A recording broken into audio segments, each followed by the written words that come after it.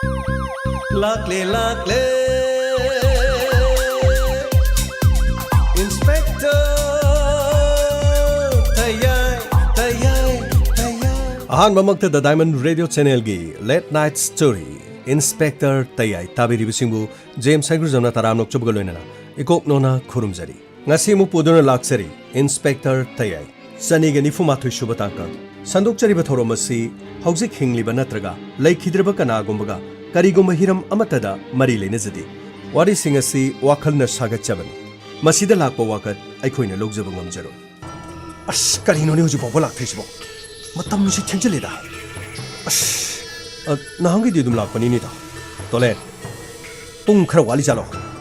as nate di to lakpham di thueda kari toru jano as theng di thenge da ko as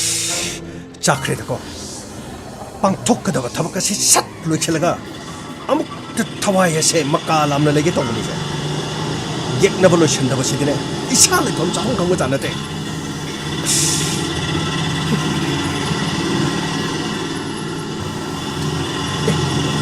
이다 아서 오토바사 가이 오토바시대 돈 그래 마닝 탐보 도시다 아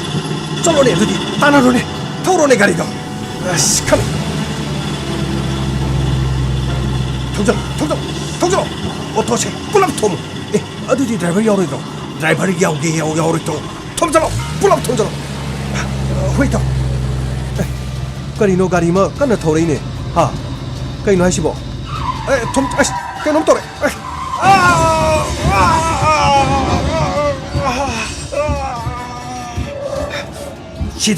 시드라 짜로 시르발레 짜로 토로 가리도 토로 수면 시래 토로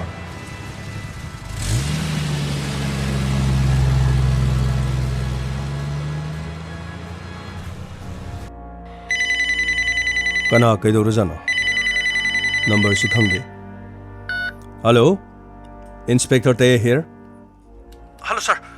kano ta jage sir kari tore kanano sir hauji otoma tung gari mana thomjalamaga pibam yamna thina soga sir hoji lambi da leri kainone haisibo aduri otodo tongu missing dodi sir amadi pibam yam thina soi sir aduga amana khara fai sir pare adom lebiramo mafam adu khangna namagi damak aikoi adom do pawlo jarke pare sir aikoi le jari sir pare nakoi kana le sir hoji hit and run gari amana gari auto amabu thomjalamaga mafam adu gi chen khre hari mafam adu da koi khar thuna chana batauchi rajan sir police station sing da popiko aduga lambi di gamna thuna gari thorok sing da phaduna check taw hayo hauji hit and run gi thodo ma thori sing da sing ler badine phajin ner thomai pani sir gabai gari thona bataro pani sir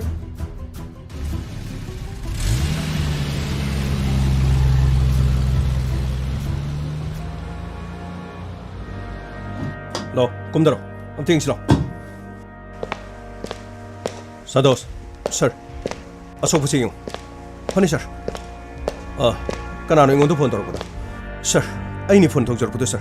adomdi thokdo sigam tawna sir ai lambi siga mai unabada gari thokduna lapani aduga sir auto amakhakta kanna ye sanbagi makhona matai sir auto matai de sabati gari duga ka hina nakchina banati adubu thokkiba gari duna tawgiyawna tobu mali sir hana tuna so kari miyengomde sir kari mati ngodi number di habet khangobro sir number di mapu moina di khangogdre sir adubu sir 7700 masi urmale sir okay santos sir asobo kamdori sir anima adu mahingli sir adubu amadi pibam siam tinusui khudong tigeda mali sir karaturo ambulance pau pikram natro sir ambulance pau pikre karatuna ladi bani natraga khoi gari sta puna batokshi sir ambulance kar sule sir pare karthunam ta hanu batokshi karthuro nakhoi tai pochai kare ke lege diong pani sir nakhoi mata bateng pam asok pani se yam tuna hospital pani sir asumna asok pa ani du ambulance ta hapki amadi hospital da makhoi punsi kanana magi da ma pukhiram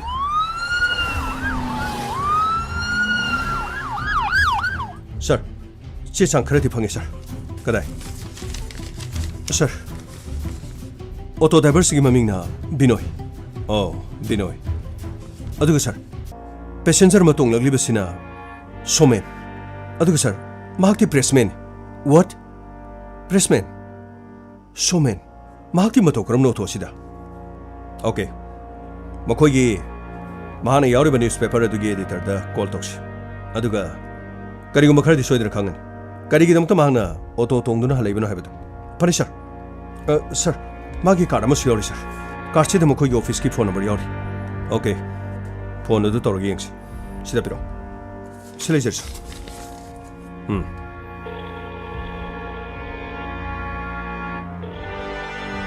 ꯐꯣꯟꯁꯤ ꯄꯥꯏꯗꯦꯅꯤ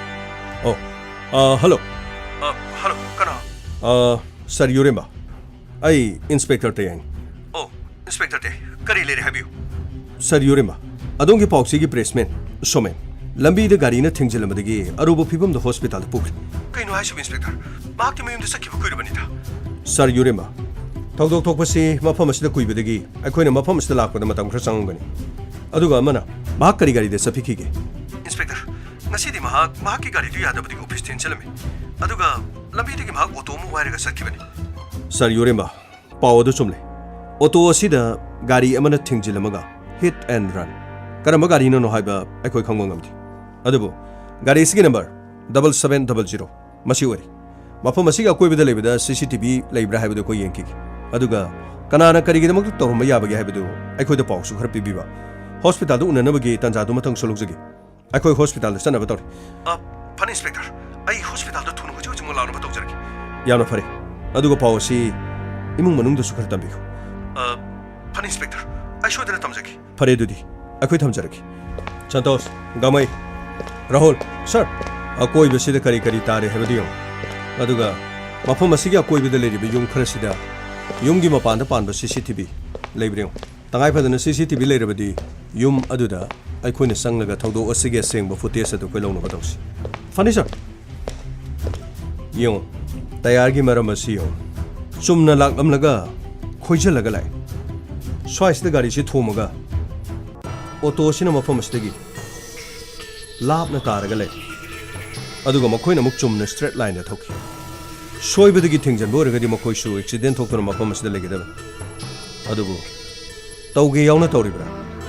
ꯁꯣꯏꯕꯗꯒꯤ ꯀꯅꯥꯃꯠꯇ ꯈꯪꯂꯔꯣꯏ ꯍꯥꯏꯗꯨꯅ ꯑꯃꯝꯕꯒꯤ ꯈꯨꯗꯣꯡꯆꯥꯕ ꯂꯧꯔꯒ ꯅꯥꯟꯊꯣꯛꯇꯨꯅ ꯆꯠꯂꯤꯕ꯭ꯔꯥ ꯁꯟꯇꯣꯁ ꯁꯥꯔ auto driver ꯑꯗꯨꯒꯤ ꯃꯍꯥꯛꯀꯤ address ꯑꯗꯨꯒ ꯃꯥꯏ ꯀꯔꯤ ꯀꯔꯤ ꯆꯦ ꯆꯥꯡꯗꯤ ꯁꯥꯔ ꯃꯗꯨꯃꯗꯤ ꯑꯩꯈꯣꯏ ꯂꯧꯊꯣꯛꯄ ꯅꯪꯍꯧꯗ꯭ꯔꯦ ꯃꯍꯥꯛꯀꯤ ꯒꯥꯔꯤꯗꯁꯨ ꯂꯩꯇ꯭ꯔꯦ ꯁꯥꯔ ꯃꯁꯥꯒꯤ ꯃꯅꯤ ꯕꯦꯒꯇꯤ ꯌꯥꯎꯔꯝꯗꯧ ꯃꯥꯜꯂꯤ ꯁꯥꯔ ꯑꯗꯨꯕꯨ ꯃꯍꯥꯛꯇꯤ ꯈꯖꯤꯛꯇꯪ ꯒ꯭ꯌꯥꯟ ꯇꯥꯈꯤꯕꯅꯤꯅ ꯐꯔꯦ ꯃꯍꯥꯛꯀꯤ ꯁ꯭ꯇꯦꯠꯃꯦꯟ ꯂꯧꯅꯕ ꯇꯧꯁꯤ ꯊꯧꯗꯣꯛ ꯑꯁꯤ ꯀꯔꯝꯅ ꯊꯣꯛꯈꯤꯕꯅꯣ ꯍꯥꯏꯕꯗꯨ ꯈꯪꯅꯅꯕꯒꯤꯗꯃꯛ ꯃꯍꯥꯛꯅ ꯒ꯭ꯌꯥꯟ ꯇꯥꯔꯛꯄꯗꯨꯅꯤ ꯑꯩꯈꯣꯏꯅ ꯉꯥꯏꯒꯗꯧꯔꯤꯁꯤ ꯑꯃꯔꯣꯝꯗ ꯌꯥꯝ ꯊꯤꯅ ꯁꯣꯛꯈꯤꯕ ꯁꯣꯃꯦꯟ ꯃꯥꯒꯤ ꯐꯤꯕꯝꯗꯨꯅꯤ ꯑꯩꯈꯣꯏ ꯍꯣꯁꯄꯤꯇꯥꯜꯗ ꯆꯠꯂꯒ ꯀꯔꯤꯅꯣ ꯍꯥꯏꯕꯗꯨ ꯌꯦꯡꯁꯤ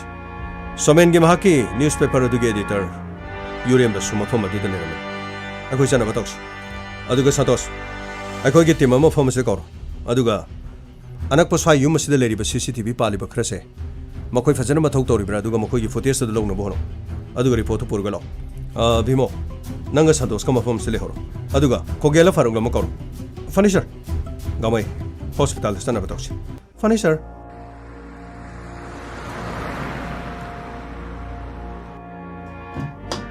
ꯂꯥꯎ ꯆꯪꯅꯕ ꯇꯧꯁꯤ ꯑꯥꯗ ꯂꯩꯔꯤꯁꯤ ꯁꯥꯔ ꯌꯨꯔꯦꯝꯕꯅꯤ ꯃꯍꯥꯛꯀꯤ ꯃꯅꯥꯛꯇ ꯆꯠꯁꯤ ꯑꯗꯨꯒ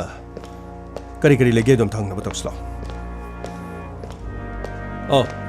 ꯁꯥꯔ ꯌꯨꯔꯦꯝꯕ ꯍꯥꯟꯅ ꯌꯧꯕꯤꯔꯝꯂꯦ ꯏꯟꯁꯄꯦꯛꯇꯔ ꯑꯩ ꯍꯥꯟꯅ ꯍꯦꯛꯇ ꯌꯧꯖꯔꯛꯂꯕꯅꯤ ꯍꯧꯖꯤꯛꯄꯨ ꯀꯔꯝꯕ ꯀꯔꯤ ꯐꯤꯕꯝꯗ ꯂꯩꯒꯦ ꯏꯟꯁꯄꯦꯛꯇꯔ ꯁꯣꯃꯦꯟꯒꯤ ꯐꯤꯕꯝꯗꯤ ꯑꯔꯨꯕ ꯐꯤꯕꯝꯗ ꯂꯩ ꯑꯗꯨꯅ ꯍꯧꯖꯤꯛ ꯃꯍꯥꯛ ꯑꯣꯄꯔꯦꯁꯟ ꯆꯠꯊꯗꯨꯅ ꯃꯍꯥꯛ ꯑꯣꯄꯔꯦꯁꯟ ꯊꯤꯌꯦꯇꯔꯗ ꯂꯩꯔꯤ ꯑꯣ ꯃꯥꯏ ꯒꯣꯗ ꯑꯗꯨꯒ ꯑꯣꯇꯣ ꯗ꯭ꯔꯥꯏꯚꯔꯗꯨꯗꯤ ꯏꯟꯁꯄꯦꯛꯇꯔ ꯃꯥꯒꯤꯗꯤ ꯐꯤꯕꯝꯗꯨ ꯈꯔ ꯐꯈ꯭ꯔꯦ ꯑꯗꯨꯕꯨ ꯃꯍꯥꯛꯇꯤ ꯋꯥꯔꯗ ꯑꯃꯗ ꯂꯩꯈ꯭ꯔꯤ ꯁꯥꯔ ꯑꯗꯨꯗꯤ ꯃꯍꯥꯛ ꯑꯩꯈꯣꯏ ꯁ꯭ꯇꯦꯠꯃꯦꯟ ꯂꯧꯕ ꯌꯥꯒꯗꯕ ꯃꯥꯜꯂꯤ ꯗꯣꯛꯇꯔꯗ ꯑꯌꯥꯕ ꯂꯧꯔꯒ ꯑꯩꯈꯣꯏ ꯁ꯭ꯇꯦꯠꯃꯦꯟ ꯂꯧꯅꯕ ꯇꯧꯈꯤ ꯌꯥꯝ ꯐꯅꯤ ꯏꯟꯁꯄꯦꯛꯇꯔ ꯁꯥꯔ ꯀꯩꯅꯣꯝꯇ ꯍꯪꯖꯒꯦ ꯑꯣꯐꯤꯁꯇ ꯁꯣꯃꯦꯟꯒ ꯅꯨꯡꯉꯥꯏꯅꯗꯕ ꯅꯠꯇ꯭ꯔꯒ ꯃꯍꯥꯛꯅ ꯐꯣꯡꯈꯤꯕ ꯑꯥꯔꯇꯤꯀꯜꯗ ꯃꯍꯥꯛꯀꯤ ꯄꯨꯟꯁꯤꯗ ꯁꯤꯡꯅꯔꯛꯄꯒ ꯌꯥꯎꯕ꯭ꯔꯣ ꯃꯗꯨꯗꯤ ꯏꯟꯁꯄꯦꯛꯇꯔ ꯄꯥꯎꯃꯤ ꯑꯃ ꯑꯣꯏꯔꯕꯗꯤ ꯄꯥꯎꯃꯤꯅ ꯐꯣꯡꯂꯤꯕ ꯄꯥꯎꯁꯤꯡꯗ ꯀꯔꯤꯒꯨꯝꯕ ꯃꯇꯝꯗ ꯃꯗꯨꯒꯤ ꯃꯥꯌꯣꯛꯇ ꯂꯩꯕ ꯃꯤꯑꯣꯏꯁꯤꯡꯅ ꯅꯨꯡꯉꯥꯏꯅꯗꯕ ꯑꯗꯨꯒ ꯑꯩꯈꯣꯏꯗ ꯅꯨꯡꯉꯥꯏꯇꯕ ꯑꯩꯈꯣꯏꯗ ꯁꯤꯡꯅꯕ ꯍꯥꯏꯕꯁꯤꯗꯤ ꯃꯁꯤꯡ ꯂꯥꯡꯉꯝꯗꯅ ꯊꯣꯛꯏ ꯀꯅꯥꯅꯣ ꯀꯔꯤꯅꯣ ꯍꯥꯏꯕꯗꯨꯗꯤ ꯑꯩꯈꯣꯏꯅ ꯈꯪꯕ ꯉꯝꯒꯗꯕ ꯃꯥꯟꯗꯦ ꯁꯥꯔ ꯌꯨꯔꯦꯝꯕ ꯑꯩꯅ ꯈꯪꯖꯅꯤꯡꯕꯗꯤ ꯏꯅꯧ ꯅꯧꯕ ngasi ngarang gi phone ki article da mari leina na kana gu makharan allegation tawni natraga ki halak pa khangalak pa kari gu ma yawbudi lebi bro inspector adu gu ma no bo wafam di aingonda di mahana hairam baleki aduga somen hari ba misdi mathong masak yamna khangba leibak ki yamna khanba praja sing gi awaba yamna khangba mafam da chatuna praja sing gi kholaw kayabu miyam da khanghan na bu honaba mari leina bo authority yongnanan bagi dama mahak ki asoba thodang se akhoi gi newspaper asigi da maktadi khwai digi thodang changna lori bana haman tung da su akhoi na asa kya thamliba mahak ki da mukta manglan kya mangliba dugumba pawmi amani sar yoremba wafam aduna takpadi soidena makke mahak ki yengna ba silerangani na khal miyam gi thabak toba miyam gi kholaw law ba haibasidi yengna ba duma gyamakan yengna ba haibadi mayam marak tu da prajana yengna ba natraga su achum ba khara hairabadi aran ba tawri basing aduna makhoi gi aran basing bu khangale aduni yengna ba haibasi masana soina tarakani adu wafam asi mahana karigum haikiba tamlamba natraga karigum mi sakhara leirabadi khoina makhoi bu kokhalaga khoina wahang pang tobadi yaidana sa haujumakidi chumnagi samsamba ke samoina accident oina thoklibra natraga tawgi yauna tawribra kari maramdagi hit and run che thoibino haibadu madugi langla nangjanama putokpudi khoi yoina tangai phadaba leiri marasida thodok thopam du de khoi gi mili hori manak nak pa yum sing amadi dukan sing da CCTV gi report kaya khoi khongolo haiduna thakri minu hoba miyo yamana khoi da tamakpadadi thodo asi mahak ta singno ho mahaki mama mukta da thokpani mahak mayok na mahak gari thore adubu auto matai de sat thengjallam liba gari aduna haijil laga thengjallam laga mahak mapam adu gi chatkibani haibasi witness aduna di hairi adubu wafam asi kayamuk chumbono haibadudi asengmadi khangdre aduga sir yoremba makhoi gi mung manung paw haibi khrabra makhoi gi kana kana inspector yamna lebak thiba haibadan somengi de mukta di mayumda sumnata gi mama de gi hena leitri oh sir yoremba makhoi gi madi lakrabra inspector paw du pikre soidini yorani yam nungari sir makhoi gi mada kari kari leibagi haibadu khoi hangna badaw marak sida auto driver sigi statement lorga akhoina kari no khara di khangna na hona badari phare sir adudi tangai phadaba singdo paw phonarsi makhoi gi mala ga su swaida lehenbiram ai makhoi gi mada gi kari gum statement khar lojagi fan inspector shidriba chalane haujuk phaw babu social media dadi gari accident thokpada pawmi somen soe haibadi yaw sire haibadi yawti tole nangna gari thomine na khrak kana thomi yadro as krai de no di to yang kana thomadi khoi amuk lungoi dro khoi lungadi mo as nang kok si dokro ai ni ko hingoro nang nungai gedro gari nang sirga hingmana taba nang hinglaga ai siba as ita odugi wanate ai bu siro nang bu siro khudung thini haibani da adu kana thomi dudi gari do lowba yada gai social media do le shudro ai di phana kana ji thombra khanman sok ni bu mong siga hardi bulldozer na takai bu mandro sa adu budi farene adu bu haju paw sibagi update habak trisibo as nga khodai to mi ju sangna da boramani ngak lerga good news eta tara ji kedo bagi ita oksu khara tak thaba faida mi ga singna khara dine ita thomade thomani na ai su jail di soidre mi che samna ma to ushin ya da bani keno pangaro ne thole karim to waru ne ai khoi gi xml priyo barta arai ba mi na tin tawgi de tongaman asu wanu honori sibu mai thi ne no ma na sin ba na tro mathong maram khangna makhoi na tawbai yai gai na ek tamang I paw da panga phapa leipak miyam sine khoi bu la na unana bu gi ma na sin ya ba ma kulusan bai se yamna paraban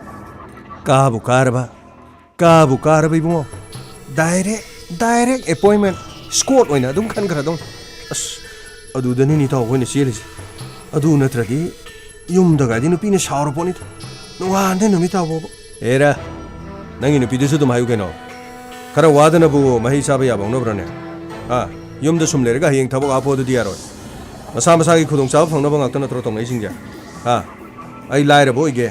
ai bikhari oige na di kana mata phole ko kana bai du di khara phang na bani se amamam to thoga masa gi masa masu sing du paira ga sikim bo logdi sikim hek lorom taraga di ahing manglak na resigi isai sugi masum si amatta sadana si bo ige na amuk to wasalo ꯑꯐꯕ ꯁꯥꯔꯤꯕ ꯃꯈꯣꯏꯗꯣ ꯑꯩ ꯀꯥꯟꯗ ꯋꯥꯅꯤꯅꯤ ꯏꯕꯨꯡꯉꯣ ꯅꯝꯊꯥꯛ ꯇꯧꯔꯒ ꯋꯥꯁꯛꯈꯤꯕꯗꯤ ꯌꯥꯏ ꯑꯗꯨꯕꯨ ꯑꯣꯏꯖꯕ ꯃꯥꯡꯅꯅꯕꯒꯤ ꯚꯣꯠ ꯂꯦꯞꯄꯛꯇꯨꯅ ꯑꯦꯝ ꯑꯦꯜ ꯑꯦ ꯑꯣꯏꯕꯅꯦ ꯍꯥꯏꯕꯗꯤ ꯀꯅꯥꯁꯨ ꯂꯩꯔꯣꯏꯗ ꯃꯥꯒꯨꯝꯕ ꯀꯔꯤꯁꯨ ꯅꯠꯇꯕ ꯄꯥꯎꯃꯤ ꯃꯆꯥ ꯑꯃꯈꯛꯅ ꯑꯩꯉꯣꯟꯗꯒꯁꯨ ꯁꯤꯡꯅꯔꯗꯅ ꯑꯩꯅ ꯏꯐ ꯐꯖꯅ ꯃꯉꯣꯟꯗ ꯍꯥꯏꯔꯦ ꯇꯥꯈꯠꯇꯅꯒꯁꯨ ꯇꯧꯏ ꯌꯥꯝꯅ ꯈꯪ ꯍꯩ ꯁꯥꯔꯗꯤ ꯐꯔꯦꯗꯅ ꯍꯣꯁꯄꯤꯇꯥꯜꯒꯤ ꯕꯦꯗ ꯑꯗꯨꯗ ꯈꯞ ꯈꯔ ꯆꯤꯡꯉꯝꯃꯒ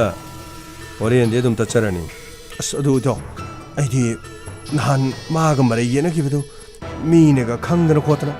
이반이도 딱할락더나 목 떠오르디 아씨 폴리스나가 파할락더나네 아이디 미훈지 찡금 찡강나리다 야리다 토레 아둑 얌나 키브 사우나디 마리예나부도 딩강나버니 사우나버니 하랄로레 ꯑꯩꯈꯣꯏꯅ ꯒꯥꯔꯤ ꯊꯤꯡꯖꯟꯕꯗꯨ ꯄꯨꯊꯣꯔꯛꯑꯣ ꯍꯥꯏꯔꯗꯤ ꯀꯅꯥ ꯎꯍꯧꯏ ꯍꯥꯏꯔꯗꯤ ꯋꯤꯠꯅꯦꯁ ꯀꯩꯁꯨ ꯄꯨꯊꯣꯛꯄ ꯉꯝꯃꯣꯏ ꯇꯨꯃꯤꯟ ꯂꯩꯌꯨ ꯅꯨꯡꯉꯥꯏꯕꯒꯤ ꯄꯥꯎꯗꯣ ꯑꯩꯈꯣꯏ ꯉꯥꯏꯁꯤ ꯂꯥꯎ ꯉꯁꯤꯗꯤ ꯁ꯭ꯇꯦꯠꯃꯦꯟ ꯂꯧꯅꯕ ꯇꯧꯁꯤ ꯉꯔꯥꯡꯗꯤ ꯁ꯭ꯇꯦꯠꯃꯦꯟ ꯂꯧꯒꯦ ꯍꯥꯏꯕ ꯗꯣꯛꯇꯔꯅ ꯌꯥꯗ꯭ꯔꯦ ꯁꯔ ꯁꯣꯃꯦꯟꯒꯤ ꯁꯣꯛꯄꯗꯨꯕꯨ ꯁꯔ ꯃꯥꯒꯤ ꯄꯨꯟꯁꯤꯗꯨꯕꯨ ꯍꯤꯡꯗꯧ ꯃꯥꯟꯕ꯭ꯔꯥ ꯁꯔ ꯒꯥꯃꯩ ꯏꯁꯣꯔꯗ ꯈꯨꯔꯨꯝꯕ ꯇꯥꯕꯅꯤ ꯀꯔꯤꯒꯨꯝꯕ ꯃꯔꯥꯏꯕꯛ ꯊꯤꯈ꯭ꯔꯕꯗꯤ ꯃꯃꯥ ꯂꯨꯈ꯭ꯔꯥꯕꯤꯗꯨ ꯈꯛꯇꯅꯤ ꯂꯩꯍꯧꯒꯗꯧꯔꯤꯁꯤ 아무튼 상처를게. Sir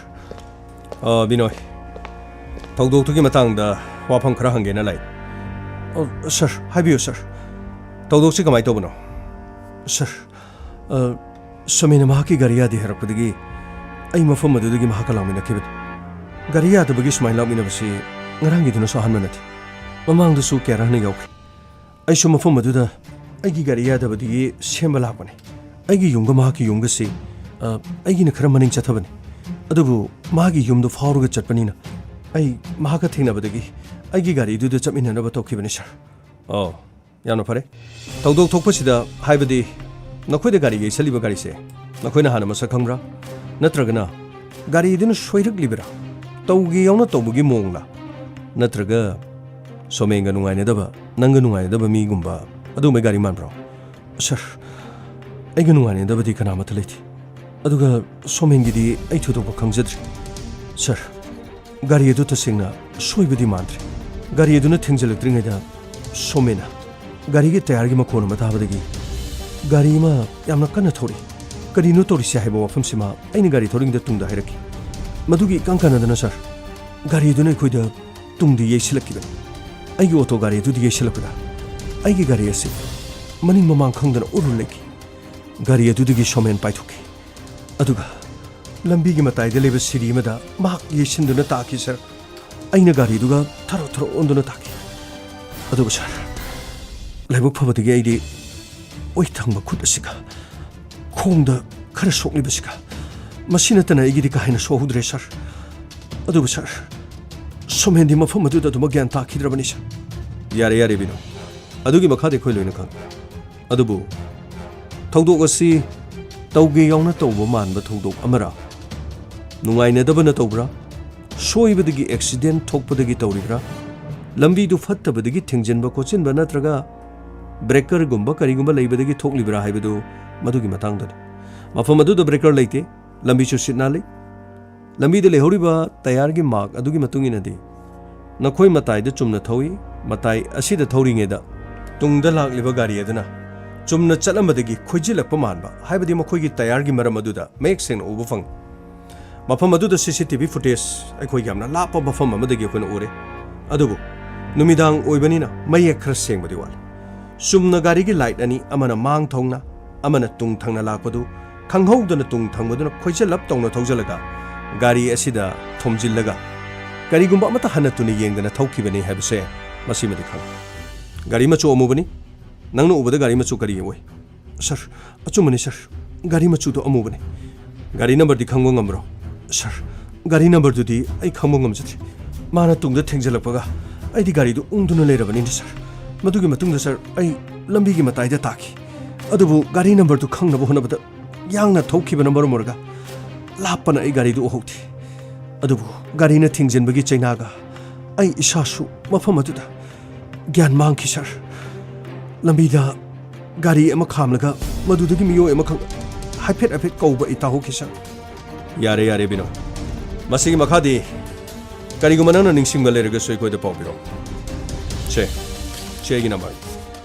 matam kharadi hospital da nang su leki dong mal anyway ai khoi hojik somena farak pangai somena faraga thawdok asi ma ka nungai na dabana tawribra natraga kanana tawribano haibadu su khoi soidana mongonda statement loki gani marak asida khoi gi maike digi tokpam thokpa kya torga senari be singa do phana na ba soidana honaga khoi chalu phani sir tosla yes sir sir ada sir yure maglai se sir somengi mama mali sir gamai changchin do hangsila phani sir ima somengi mama ni ko mani bungo ai somengi mama ni ima ngarang di somengi ko chen chen baduga ima ga wari sana banu ngai te wari sana udri ima na khangba singba khar leirabadi akhoi da muta habi somen da tholi ba thodo sima ima na kana kana ching ibungo inspector ima bu kari hare sigin masibu amuk hairuraga isagi punchida kari no ima na kari gi ningana birino akhoi police leri simyam gi dum tani ma ima na ngasi solution birabadi ma narang tholi ba thodo sti hen ba sathi ba thodo ma tholu bu se ni ma ima na soidana khangnabadi akhoi da habi ima gi dam akhoi leri somen gi dam akhoi leri ma ibungo inspector masimana tawbani mahangna tawbani haibadi ima di khangde mingonda sumaral siba ima pamde adubune bungo nahanu midang wari sanabada mahangna tambadane ex MLA oiba priyoberta mahaki sagai gi machi mana oiba thoiba haidana makhaklei thoibana kari kari no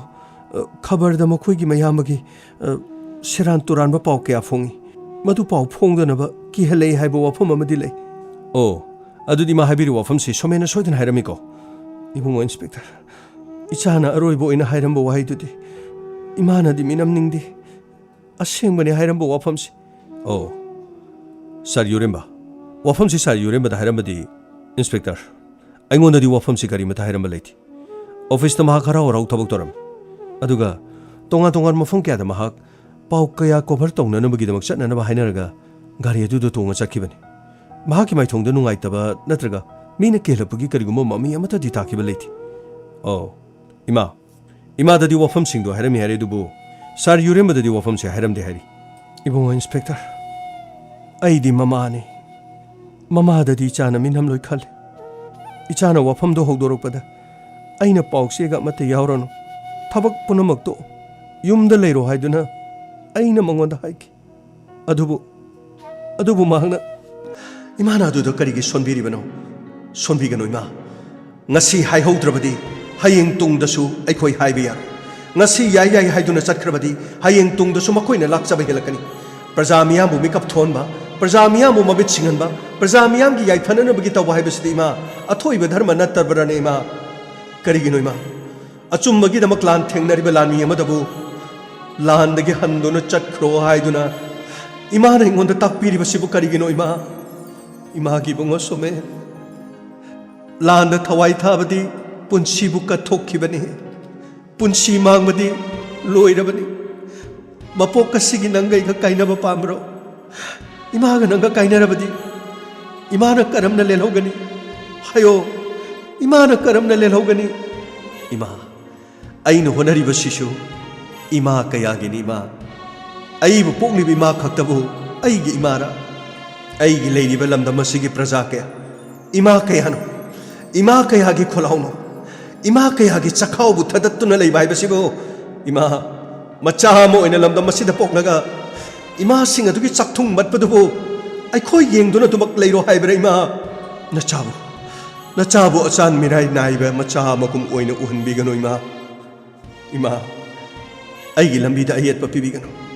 ai hanba leitana aigi kolom na ikhigani aigi kolom na mikap kaya thon khigani karisu khangjadriba praja singbu mamit pangan khigani masagi phangpham thukpa hak masa na phangdriba phawba ima aigi kholau hanba leiroi aigi kolom ikhigani achumbagi kholau kaya lepa leitana law khigani ima lepa leitana ikhigani lepa leitana adudi nang ima budi nung sidre haba natro ha nang ima budi nung sidre haba natro ꯑꯩꯅ ꯅꯪꯒꯤꯗꯃꯛꯇ ꯋꯥꯗꯨꯅ ꯍꯥꯏꯔꯤꯕꯁꯤꯕꯨ ꯅꯪꯅ ꯀꯔꯤꯒꯤ ꯑꯗꯨꯛ ꯌꯥꯝꯅ ꯂꯥꯟꯅ ꯎꯔꯤꯕ? ꯏꯃꯥ, ꯑꯩꯕꯨ ꯀꯅꯥꯅ ꯁꯨꯃꯥꯏꯊꯤꯕ ꯄꯤꯕ ꯉꯝꯃꯣꯏ ꯏꯃꯥ? ꯃꯈꯣꯏꯅ ꯀꯔꯤ ꯇꯧꯔꯗꯣꯏꯅꯣ? ꯑꯆꯨꯝꯕ ꯈꯔ ꯑꯁꯦꯡꯕ ꯈꯔ ꯍꯥꯏꯕꯒꯤꯗꯃꯛꯇꯕꯨ ꯑꯩꯒꯤ ꯄꯨꯟꯁꯤ ꯃꯥꯡꯅꯕ ꯃꯈꯣꯏꯅ ꯁꯤꯟꯕ ꯌꯥꯕ꯭ꯔꯅꯤ? ꯏꯃꯥ, ꯑꯆꯨꯝꯕꯅ ꯃꯥꯏ ꯄꯥꯛꯏ ꯍꯥꯏꯅ ꯏꯃꯥꯅ ꯑꯩꯉꯣꯟꯗ ꯃꯇꯝ ꯄꯨꯝꯅꯃꯛꯇ ꯑꯉꯥꯡ ꯑꯣꯏꯔꯤꯉꯩꯗꯒꯤ ꯇꯥꯛꯄꯤꯔꯛꯄꯗꯥꯏ. ꯏꯃꯥ, ꯉꯁꯤ ꯅꯆꯥꯕꯨ ꯑꯆꯨꯝꯕꯒꯤꯗꯃꯛ ꯂꯦꯞꯂꯒꯅꯨ ꯍꯥꯏꯕ꯭ꯔꯣ? ꯉꯁꯤ ꯑꯆꯨꯝꯕꯒꯤꯗꯃꯛ ꯅꯆꯥꯅ ꯈꯣꯡꯐꯝ ꯑꯃꯗ ꯊꯥꯡꯂꯒꯅꯨ ꯍꯥꯏꯕ꯭ꯔꯣ? ꯑꯗꯨ ꯑꯣꯏꯔꯕꯗꯤ ꯏꯃꯥꯅ ꯀꯔꯤꯒꯤ ꯄꯣꯛꯄꯗꯒꯤ ꯑꯩꯕꯨ ꯇꯥꯛꯄꯤꯔꯤ, ꯇꯝꯕꯤꯔꯤ? ꯑꯆꯨꯝꯕ ꯍꯥꯏꯕꯁꯦ ꯃꯇꯝ ꯄꯨꯝꯅꯃꯛꯇ ꯂꯦꯡꯗ꯭ꯔꯕꯅꯤ. ꯑꯆꯨꯝꯕꯗꯤ ꯃꯥꯏ ꯄꯥꯛꯄꯅꯤ ꯍꯥꯏꯗꯨꯅ ꯏꯃꯥꯅ ꯀꯔꯤꯒꯤꯗꯃꯛ ꯑꯩꯉꯣꯟꯗ ꯇꯥꯛꯄꯤꯔꯤꯕꯅꯣ? ꯍꯥꯏꯌꯨ ꯏꯃꯥ ꯑꯗꯨꯗꯤ. ꯑꯆꯨꯝꯕꯗꯤ ꯃꯥꯏꯊꯤꯒꯗꯕꯅꯤ, ꯑꯔꯥꯟꯕꯗꯤ ꯃꯥꯏ ꯄꯥꯛꯀꯗꯕꯅꯤ. ꯑꯔꯥꯟꯕ ꯇꯧꯕꯁꯤꯡꯅ ꯂꯩꯕꯥꯛ ꯑꯁꯤ ꯉꯥꯛꯀꯗꯕꯅꯤ. ꯑꯔꯥꯟꯕ ꯇꯧꯕꯁꯤꯡꯅ प्रजाꯒꯤ ꯆꯈꯥꯎ ꯊꯠꯀꯗꯕꯅꯤ. ꯑꯔꯥꯟꯕ ꯇꯧꯕꯁꯤꯡꯅ ꯀꯔꯞꯁꯟ ꯇꯧꯒꯗꯕꯅꯤ. ꯑꯔꯥꯟꯕꯅ ꯃꯇꯝ ꯄꯨꯝꯅꯃꯛꯇ ꯃꯥꯏ ꯄꯥꯛꯀꯅꯤ ꯍꯥꯏꯗꯨꯅ ꯏꯃꯥꯅ ꯍꯥꯏꯕꯤꯔꯣ. ꯋꯥꯍꯩ ꯑꯗꯨ ꯍꯥꯏꯔꯕꯗꯤ ꯅꯆꯥꯁꯨ ꯊꯕꯛ ꯑꯁꯤ ꯇꯣꯛꯆꯔꯒꯦꯅꯦ ꯏꯃꯥ. ꯁꯣꯃꯦꯟ, 이마기 붕어 아이부 너무한데 까리 하이나 하이레 시기니 붕어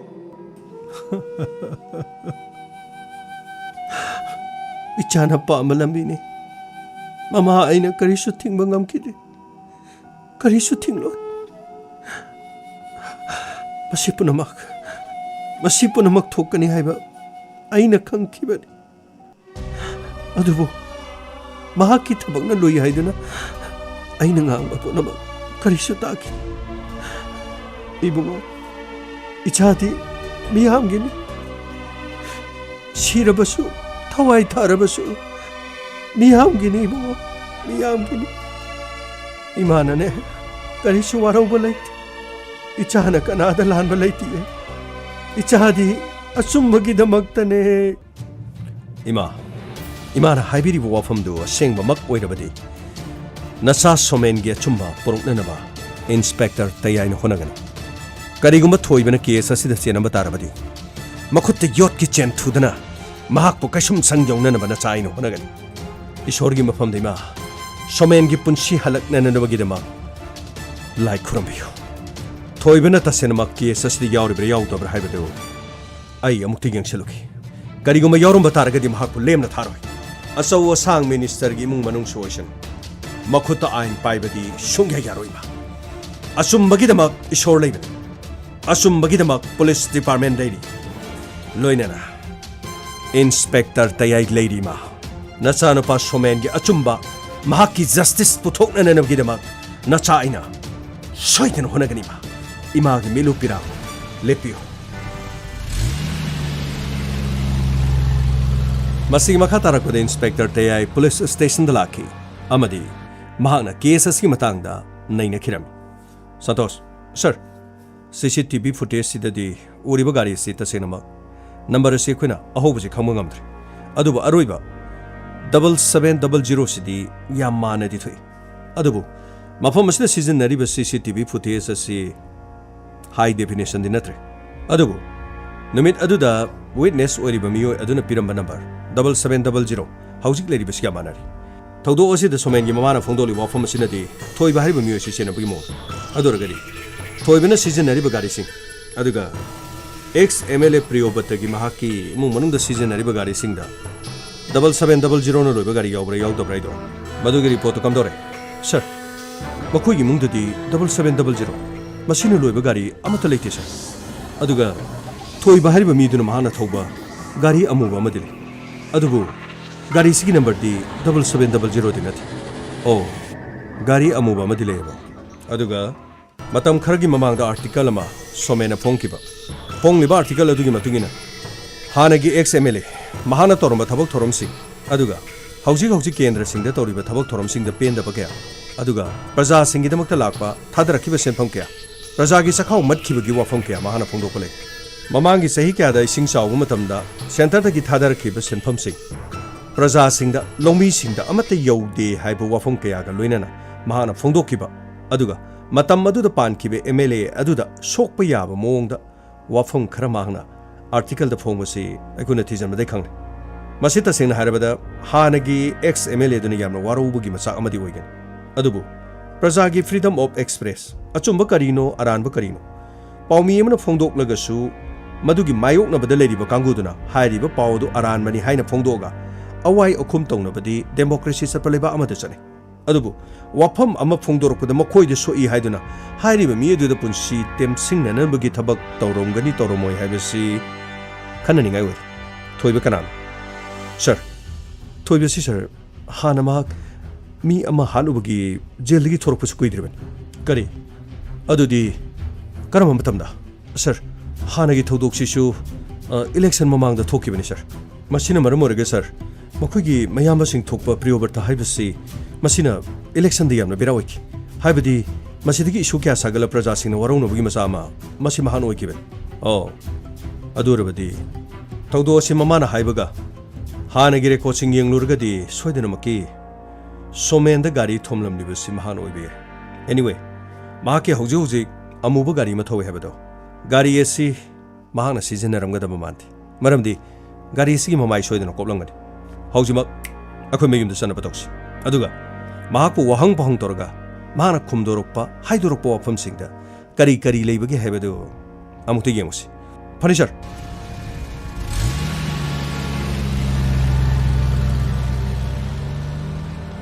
ꯍꯧꯖꯤꯛ ꯐꯥꯎꯕ ꯀꯔꯤꯃꯠꯇ ꯄꯥꯎ ꯂꯥꯛꯇꯦꯅꯦ ꯃꯗꯨ ꯐꯥꯒꯤꯗꯒꯤ ꯍꯤꯡꯒꯗꯧꯔꯤ ꯃꯥꯜꯂꯦ ꯃꯍꯥꯛꯅ ꯍꯤꯡꯈ꯭ꯔꯕꯗꯤ ꯈꯔꯗꯤ ꯕꯦꯔꯥ ꯀꯥꯅꯤꯁꯦ ꯀꯔꯤ ꯄ꯭ꯂꯥꯟ ꯇꯧꯕ ꯇꯥꯏ ꯍꯣꯁꯄꯤꯇꯥꯜꯗ ꯂꯩꯔꯤꯉꯩꯗ ꯍꯥꯠꯊꯣꯛꯍꯧꯕꯅ ꯐꯔꯤꯕ꯭ꯔꯥ ꯅꯠꯇ꯭ꯔꯒ ꯃꯍꯥꯛꯀꯤ ꯃꯁꯥꯗ ꯀꯥꯞꯀꯗꯕ ꯍꯤꯗꯥꯛꯁꯤꯡ ꯑꯗꯨꯗ ꯇꯨꯃꯤꯟꯅ ꯆꯪꯁꯤꯜꯂꯒ ꯗ꯭ꯔꯤꯞ ꯑꯗꯨꯗ ꯄꯣꯏꯖꯟ ꯌꯥꯟꯁꯤꯟꯕꯅ ꯐꯗꯣꯏꯖꯥꯠꯂꯣ ꯑꯁ ꯏꯇꯥꯎ ꯑꯩꯗꯤ ꯁꯨꯝ ꯄꯥꯈꯠꯂꯦꯀꯣ ꯃꯥꯗꯤ ꯁꯤꯒꯗ꯭ꯔꯥ ꯍꯥꯏꯔꯒ ꯁꯨꯡꯁꯤ ꯁꯤꯗ꯭ꯔꯦ ꯌꯥꯝ ꯐꯤꯕꯝ ꯑꯔꯨꯕꯗ ꯂꯥꯏꯀꯠꯅꯔꯤꯗꯤ ꯑꯗꯨꯝ ꯍꯥꯏ ꯑꯗꯨꯕꯨ ꯑꯁ ꯁꯤꯕꯒꯤ ꯄꯥꯎꯁꯤꯗꯤ ꯁꯨꯡꯍꯥꯏ ꯍꯥꯏꯗ꯭ꯔꯦꯗ ꯇꯣꯂꯦꯟ ꯀꯔꯤꯃꯠꯇ ꯀꯤꯒꯅꯨ ꯑꯩꯈꯣꯏꯅꯅꯦ ꯍꯥꯏꯕꯁꯤꯕꯨ ꯀꯅꯥꯅ ꯎꯍꯧꯒꯦꯅꯦ ꯑꯩꯈꯣꯏꯗꯤ ꯀꯔꯤ ꯇꯥꯟꯅꯒꯗꯧꯔꯤꯒꯦ ꯃꯥꯒ ꯑꯩꯒ ꯈꯔ ꯉꯥꯡꯅꯈꯤꯕꯗꯨꯗꯤ ꯁꯨꯝ ꯃꯔꯩ ꯌꯦꯠꯅꯕꯅꯤ ꯍꯥꯏꯔꯒ ꯑꯗꯨꯝ ꯌꯥꯏ ꯁꯥꯈꯤ ꯄꯨꯊꯣꯔꯣ ꯍꯥꯏꯔꯒ ꯌꯥꯏ ꯀꯩꯅꯣ ꯑꯗꯨꯗ ꯀꯔꯤ ꯀꯤꯅꯤꯡꯉꯥꯏ ꯂꯩꯒꯦ ꯑꯁ ꯑꯗꯨꯒꯤ ꯅꯠꯇꯦꯗ ꯏꯇꯥꯎ ꯁꯤꯗꯕꯗꯨꯗꯅꯤ ꯃꯥꯅ ꯃꯆꯤꯟꯃꯛꯇꯨ ꯍꯌꯦꯡ ꯄꯨꯂꯤꯁꯇ ꯁ꯭ꯇꯦꯠꯃꯦꯟ ꯍꯦꯛ ꯄꯤꯈꯠꯂꯛꯑꯗꯤ ꯏꯕꯥꯅꯤꯁꯨ ꯐꯥꯒꯤ ꯑꯗꯨꯝ ꯑꯁ ꯅꯈꯣꯏꯒꯤ ꯚꯣꯠꯁꯤꯅ ꯃꯔꯣꯜ ꯑꯃ ꯚꯣꯠꯁꯤ ꯀꯥꯕꯒꯤ ꯃꯍꯨꯠꯇꯅꯦ ꯚꯣꯠꯁꯤ ꯀꯥꯅꯤꯀꯣ ꯑꯁ ꯚꯣꯠ ꯀꯥ ꯇꯥꯔꯒꯗꯤ ꯑꯃꯨꯛ ꯊꯕꯛ ꯀꯥꯕꯒꯤ ꯃꯍꯨꯠꯇ ꯑꯃꯨꯛ ꯑꯩ ꯑꯃꯨꯛ ꯊꯕꯛ ꯀꯨꯝꯗꯅ ꯑꯃꯨꯛ ꯌꯥꯔꯦ ꯇꯣꯂꯦꯟ ꯃꯤꯊꯤꯕꯣꯡ ꯃꯤꯇꯝꯕꯥꯒꯤ ꯋꯥꯗꯨ ꯉꯥꯡꯒꯅꯨ ꯄꯩꯁꯥ ꯄꯥꯝꯕ ꯄꯩꯁꯥ ꯊꯕꯛ ꯈꯟꯕ ꯍꯦ ꯄꯩꯁꯥ ꯅꯤꯔ ꯍꯤꯡꯕ ꯃꯤꯗꯨ ꯃꯥꯜꯂꯩꯅꯦ ꯑꯗꯨ ꯇꯧꯅꯨꯅꯦ ꯚꯣꯠꯇꯤ ꯃꯇꯝ ꯀꯨꯏꯗ꯭ꯔꯦ ꯁꯤꯗꯒꯤꯗꯤ ꯌꯦꯡꯉꯨꯅꯦ ꯅꯤꯔꯒ ꯆꯥꯒꯗꯕ ꯊꯛꯀꯗꯕ ꯃꯌꯥꯝꯁꯤꯅ ꯃꯌꯥ ꯀꯥꯊꯣꯛꯇꯅ ꯍꯨꯏ ꯃꯔꯩ ꯇꯤꯡꯊꯣꯛꯄꯗꯨꯅ ꯂꯣꯏ ꯉꯥꯏ ꯂꯩꯔꯕꯅꯤ ꯍꯟꯗꯛꯇꯤ ꯚꯣꯠ ꯀꯥꯗꯕ ꯌꯥꯗꯕꯅꯤ ꯚꯣꯠ ꯀꯥꯕ ꯍꯥꯏꯕꯁꯤ ꯍꯟꯗꯛꯇꯤ ꯐꯛꯂꯥꯡꯗ ꯂꯩꯇꯨꯝꯅ ꯊꯥꯕ ꯈꯪꯉꯕ꯭ꯔꯥ ꯁꯨꯡꯁꯣꯏ ꯁꯣꯏꯗ꯭ꯔꯕꯅꯤ ꯑꯩꯈꯣꯏꯒꯤ ꯂꯝꯕꯤꯗ ꯂꯥꯛꯄ ꯈꯨꯗꯤꯡꯃꯛ ꯂꯣꯏꯅ ꯀꯟꯊꯠꯄ ꯂꯣꯏꯅ ꯌꯩꯊꯠꯄ ꯄꯔꯥ ꯑꯃꯃꯝ ꯂꯣꯏꯅ ꯇꯝꯕꯤꯒꯗꯕ ꯑꯩꯈꯣꯏꯒꯤ ꯇꯣꯉꯥꯟꯕ ꯌꯨꯠꯁꯤꯡꯒꯤ ꯅꯍꯥꯁꯤꯡꯒꯤ ꯇꯤꯝ ꯀꯌꯥ ꯁꯦꯝꯒꯗꯕꯅꯤ ꯃꯈꯣꯏꯅ ꯈꯨꯠꯁꯥꯎꯅꯅꯕ ꯄꯥꯎꯁꯦ ꯑꯩꯈꯣꯏꯅ ꯇꯝꯁꯤꯟꯒꯗꯕ ꯃꯤꯅ ꯈꯖꯤꯛꯇꯪ ꯍꯥꯏꯕꯗ ꯑꯩꯈꯣꯏꯅ ꯌꯥꯝꯅ ꯍꯥꯏꯖꯒꯗꯕꯅꯤ ꯌꯥꯝꯅ ꯏꯇꯥꯎ ꯑꯗꯨꯗꯤ ꯐꯔꯣꯏꯗ ꯃꯗꯨ ꯈꯪꯉꯛꯑꯒ ꯑꯩꯈꯣꯏꯅ ꯑꯃꯨꯛ ꯚꯣꯠ ꯐꯪꯕꯩ ꯃꯍꯨꯠꯇ ꯑꯩꯈꯣꯏꯗꯒꯤ ꯑꯃꯨꯛ ꯍꯥꯏꯗꯣꯛꯈꯤꯗꯅ ꯑꯗꯨ ꯍꯥꯏꯗꯣꯛꯇꯅꯕꯅꯤꯅꯦ ꯉꯟꯅ ꯑꯩꯈꯣꯏꯅ ꯁꯦꯟ ꯊꯥꯗꯔꯒ ꯄꯤꯖꯕ ꯍꯧꯔꯤꯁꯦ ꯍꯧꯖꯤꯛꯇꯒꯤ ꯑꯩꯈꯣꯏꯒꯤ ꯆꯦꯡ ꯊꯨꯝ ꯊꯥꯎ ꯆꯥꯕ ꯍꯧꯈ꯭ꯔꯕꯅꯤꯅ ꯏꯕꯨꯡꯉꯣ ꯑꯩꯈꯣꯏꯒꯤ ꯂꯩꯔꯤꯕ प्रजाꯁꯤꯡꯗꯤ ꯆꯥꯕ ꯊꯛꯄ ꯄꯟꯕꯁꯦ ꯌꯥꯝꯅ ꯁꯥꯎꯕꯅꯤ ꯌꯥꯝꯅ ꯏꯃꯣꯁꯅꯦꯜ ꯑꯣꯏꯕ ꯑꯗꯨꯒꯅꯦ ꯆꯥꯕꯨ ꯆꯥꯈ꯭ꯔꯕ ꯂꯧꯈ꯭ꯔꯕ ꯑꯩꯈꯣꯏꯒꯤ ꯑꯣꯏꯔꯦ ꯁꯣꯏꯗ꯭ꯔꯦ ꯑꯗꯨꯝ ꯁꯤꯌꯣꯔ ꯑꯁ ꯏꯇꯥꯎꯅ ꯄꯥꯕꯗꯤ ꯑꯣꯟꯊꯣꯛꯅ ꯏꯔꯥꯏ ꯂꯥꯏꯅ ꯄꯥꯏ ꯑꯩꯈꯣꯏꯒꯤ ꯁꯥꯔ ꯄ꯭ꯔꯤꯌꯣꯕꯇꯅ ꯄꯥꯕꯗꯗꯤ ꯑꯗꯨꯝ ꯍꯥꯏꯅꯗꯤ ꯏꯄꯥ ꯄꯥꯗꯦ ꯌꯦꯟꯕꯁꯤ ꯈꯔ ꯌꯥꯝꯅ ꯌꯦꯟꯕ ꯃꯤꯅ ꯌꯦꯜꯂꯛꯏꯕꯗꯨꯒꯤ ꯃꯊꯛꯇ ꯌꯥꯝꯅ ꯌꯦꯟꯁꯤꯟꯅꯕ ꯍꯣꯠꯅꯕ ꯑꯗꯨꯒ ꯁꯣꯔꯥꯠ ꯗꯦꯕ ꯀꯔꯃ ꯑꯗꯨꯒ ꯏꯃꯨꯡ ꯃꯅꯨꯡꯒꯤ ꯑꯋꯥ ꯑꯅꯥ ꯃꯁꯤ ꯅꯍꯥꯟ ꯃꯈꯩ ꯇꯧꯗ꯭ꯔꯁꯨ ꯍꯧꯖꯤꯛꯇꯤ ꯅꯛꯁꯜꯂꯛꯑꯕꯅꯤꯅ ꯇꯣꯏꯅ ꯆꯠꯁꯜꯂꯒ ꯑꯗꯨꯒ ꯂꯩꯀꯥꯏꯗ ꯂꯩꯔꯤꯕ ꯃꯧ ꯅꯍꯥꯁꯤꯡ ꯑꯗꯨꯒ ꯅꯍꯥ ꯏꯟꯈꯠꯂꯛꯂꯤꯕꯁꯤꯡ ꯌꯥꯝꯅ ꯆꯥꯕ ꯊꯛꯄ ꯄꯥꯝꯕ ꯑꯗꯨꯒ ꯆꯥꯒꯟ ꯊꯛꯀꯟꯕ ꯑꯗꯨꯒ ꯃꯌꯨꯝꯗꯒꯤ ꯄꯨꯊꯣꯛꯑꯒꯗꯤ ꯀꯥ ꯍꯦꯟꯅ ꯆꯥꯗꯕ ꯁꯤꯒꯨꯝꯕꯒꯤ ꯑꯔꯦꯝ ꯑꯄꯥꯗ ꯍꯦꯟꯅ ꯊꯋꯥꯏ ꯌꯥꯎꯖꯕ ꯀꯌꯥ ꯃꯔꯨꯝꯁꯤꯡ ꯑꯁꯤ ꯃꯨꯟꯅ ꯈꯟꯇꯣꯛꯑꯒ ꯃꯊꯪ ꯃꯈꯣꯏꯕꯨ ꯐꯖꯅ ꯄꯤꯖꯔꯕ ꯃꯇꯨꯡꯗ ꯇꯣꯉꯥꯟꯕꯁꯤꯡ ꯑꯁꯤ ꯆꯥꯛ ꯄꯤꯖꯗꯅ ꯄꯤꯊꯛꯇꯅ ꯂꯦꯞꯄ ꯂꯩꯇꯅ ꯍꯩꯊꯔꯒ ꯃꯊꯪ ꯍꯥꯏꯕꯒꯤ ꯃꯑꯣꯡꯒꯨꯝꯕ ꯑꯃ ꯑꯗꯨꯅꯤꯅꯦ ꯍꯩ ꯄꯤꯖꯗ꯭ꯔꯗꯤ ꯏꯕꯨꯡꯉꯣ ꯚꯣꯠ ꯄꯤꯌꯨ ꯌꯥꯗꯦꯅꯦ ꯈꯔ ꯈꯛꯇꯅꯤ ꯄꯩꯁꯥ ꯂꯧ ꯌꯥꯗꯕ ꯑꯃꯒꯤꯁꯨ ꯃꯥꯟ ꯃꯔꯛꯇ ꯂꯩꯕ ꯈꯔꯒꯤ ꯈꯥꯏꯗꯣꯛꯈ꯭ꯔꯒ ꯊꯕꯛ ꯆꯥꯎꯅ ꯇꯧꯕ ꯑꯩꯈꯣꯏꯗꯁꯨ ꯍꯥꯏꯖꯔꯛꯑꯔꯣꯏꯗꯧꯕ ꯑꯗꯨꯒ ꯃꯈꯣꯏꯗꯁꯨ ꯑꯩꯈꯣꯏꯅ ꯀꯥ ꯍꯦꯟꯅ ꯍꯥꯏꯖꯔꯔꯣꯏꯗꯧꯕ ꯃꯤꯑꯣꯏ ꯈꯔ ꯈꯥꯏꯗꯣꯛꯈ꯭ꯔꯒ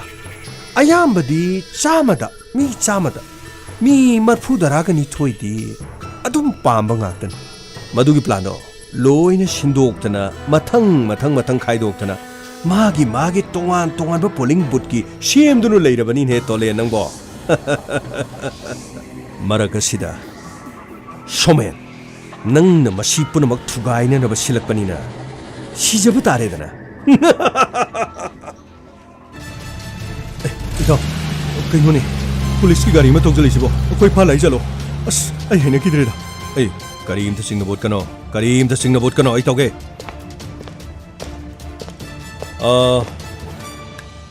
ꯊꯣꯏꯕ ꯍꯥꯏꯁꯦ ꯁꯣꯝ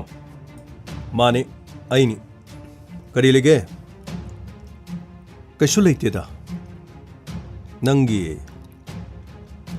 ꯒꯥꯔꯤ ꯑꯃꯨꯕꯗꯨ ꯀꯥꯏ ꯂꯩꯒꯦ ꯑꯩ ꯒꯥꯔꯤ ꯁꯦꯝꯃꯤ ꯀꯔꯤꯗꯧꯔꯦ ꯒꯥꯔꯤ ꯂꯩꯒꯦ ꯍꯥꯏꯔꯣ ꯅꯣꯏꯒꯤ ꯒꯥꯔꯤ ꯀꯣꯟꯅꯗ꯭ꯔꯕꯅꯦꯍꯦ ꯒꯥꯔꯤ ꯄꯤꯌꯨ ꯍꯥꯏꯔꯣ ꯍꯣꯏ ꯒꯥꯔꯤ ꯂꯩꯒꯦ ꯍꯥꯏꯅ ꯈꯜꯂꯁꯨ ꯌꯥꯏ ꯀꯔꯥꯏ ꯂꯩꯒꯦ ꯑꯝꯇ ꯌꯦꯡꯒꯦ ꯌꯥꯝ ꯂꯥꯞꯄꯦ ꯒꯥꯔꯤ ꯁꯦꯝꯃꯤ ꯑꯩꯗꯤ ꯒꯥꯔꯤ ꯌꯣꯜꯂꯣꯏ ꯒꯥꯔꯤ ꯌꯣꯟꯕ ꯃꯤꯁꯨ ꯅꯠꯇꯦ ꯀꯔꯤ ꯃꯔꯝꯒꯤꯅꯣ ꯑꯩ ꯒꯥꯔꯤ ꯍꯪꯉꯤꯗꯣ ꯒꯨꯗ ꯄꯣꯏꯟꯗ ꯂꯥꯛꯁꯤꯀꯣ ꯌꯥꯝ ꯐꯩ ꯀꯔꯤ ꯃꯔꯝꯒꯤ ꯍꯪꯉꯤꯅꯣꯗꯣ ꯌꯥꯝ ꯐꯖꯕ ꯀꯣꯏꯁꯟ ꯍꯪꯉꯤꯕꯁꯤ ꯃꯔꯝ ꯂꯩꯗꯅ ꯍꯪꯉꯤꯅꯤ ꯄꯨꯂꯤꯁꯅ ꯍꯪꯉꯛꯄ ꯍꯥꯏꯁꯤ ꯀꯔꯤꯒꯤꯅꯣꯗꯤ ꯑꯗꯨꯝ ꯈꯜꯂꯣꯗꯅ ꯅꯪꯒꯤ ꯒꯥꯔꯤꯗꯨ ꯋꯥꯏꯔꯒ ꯊꯧꯒꯦꯗꯤ ꯍꯥꯏꯔꯣꯏꯅꯦ ꯀꯔꯤ ꯈꯨꯅꯣꯛꯅꯣ ꯈꯨꯅꯣꯛ ꯍꯥꯏꯕꯁꯤ ꯃꯤꯒꯤ ꯃꯑꯣꯡ ꯎꯠꯄꯅꯤ ꯅꯪꯒꯤ ꯈꯨꯅꯣꯛꯇꯨꯒꯤ ꯃꯇꯧ ꯇꯝꯕꯅꯤ ꯃꯥꯟꯗ꯭ꯔꯦ ꯅꯪꯅ ꯐꯥꯔꯁ ꯇꯥꯔꯦ ꯑꯗꯨ ꯁꯨꯃꯥꯏꯅ ꯇꯧꯁꯤ ꯅꯪ ꯒꯥꯔꯤꯗꯨ ꯀꯥꯏ ꯂꯩꯒꯦ ꯒꯥꯔꯤꯗꯨ ꯑꯝꯇ ꯎꯠꯂꯨ ꯏꯟꯁꯄꯦꯛꯇꯔ ꯑꯩꯉꯣꯟꯗ ꯃꯇꯝ ꯂꯦꯡꯒꯅꯨ ꯑꯩ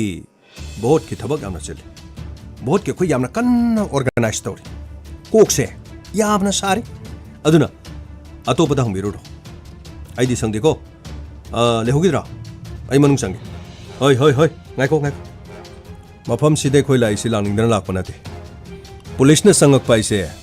ꯂꯣꯏꯔꯕꯅꯤ ꯃꯔꯝ ꯑꯃ ꯂꯩꯔꯕꯅꯤ ꯑꯗꯨꯒ ꯑꯩꯈꯣꯏꯗ ꯀooperation ꯄꯤꯌꯨ ꯃꯁꯤꯅ ꯍꯦꯟꯅ ꯐꯒꯅꯤ ꯑꯗꯨ ꯅꯠꯇ꯭ꯔꯕꯗꯤ ꯅꯪ ꯀꯩꯗꯧꯗꯣꯏꯕ ꯅꯪ ꯀꯩꯗꯧꯒꯦ ꯍꯥꯏꯅꯣ ꯏꯌꯥꯝꯕꯗꯣ ꯑꯦꯛꯁ ꯑꯦꯝ ꯑꯦꯜ ꯑꯦ ꯍꯣꯏ ꯑꯦꯛꯁ ꯑꯦꯝ ꯑꯦꯜ ꯑꯦ ꯑꯗꯨ ꯑꯗꯥ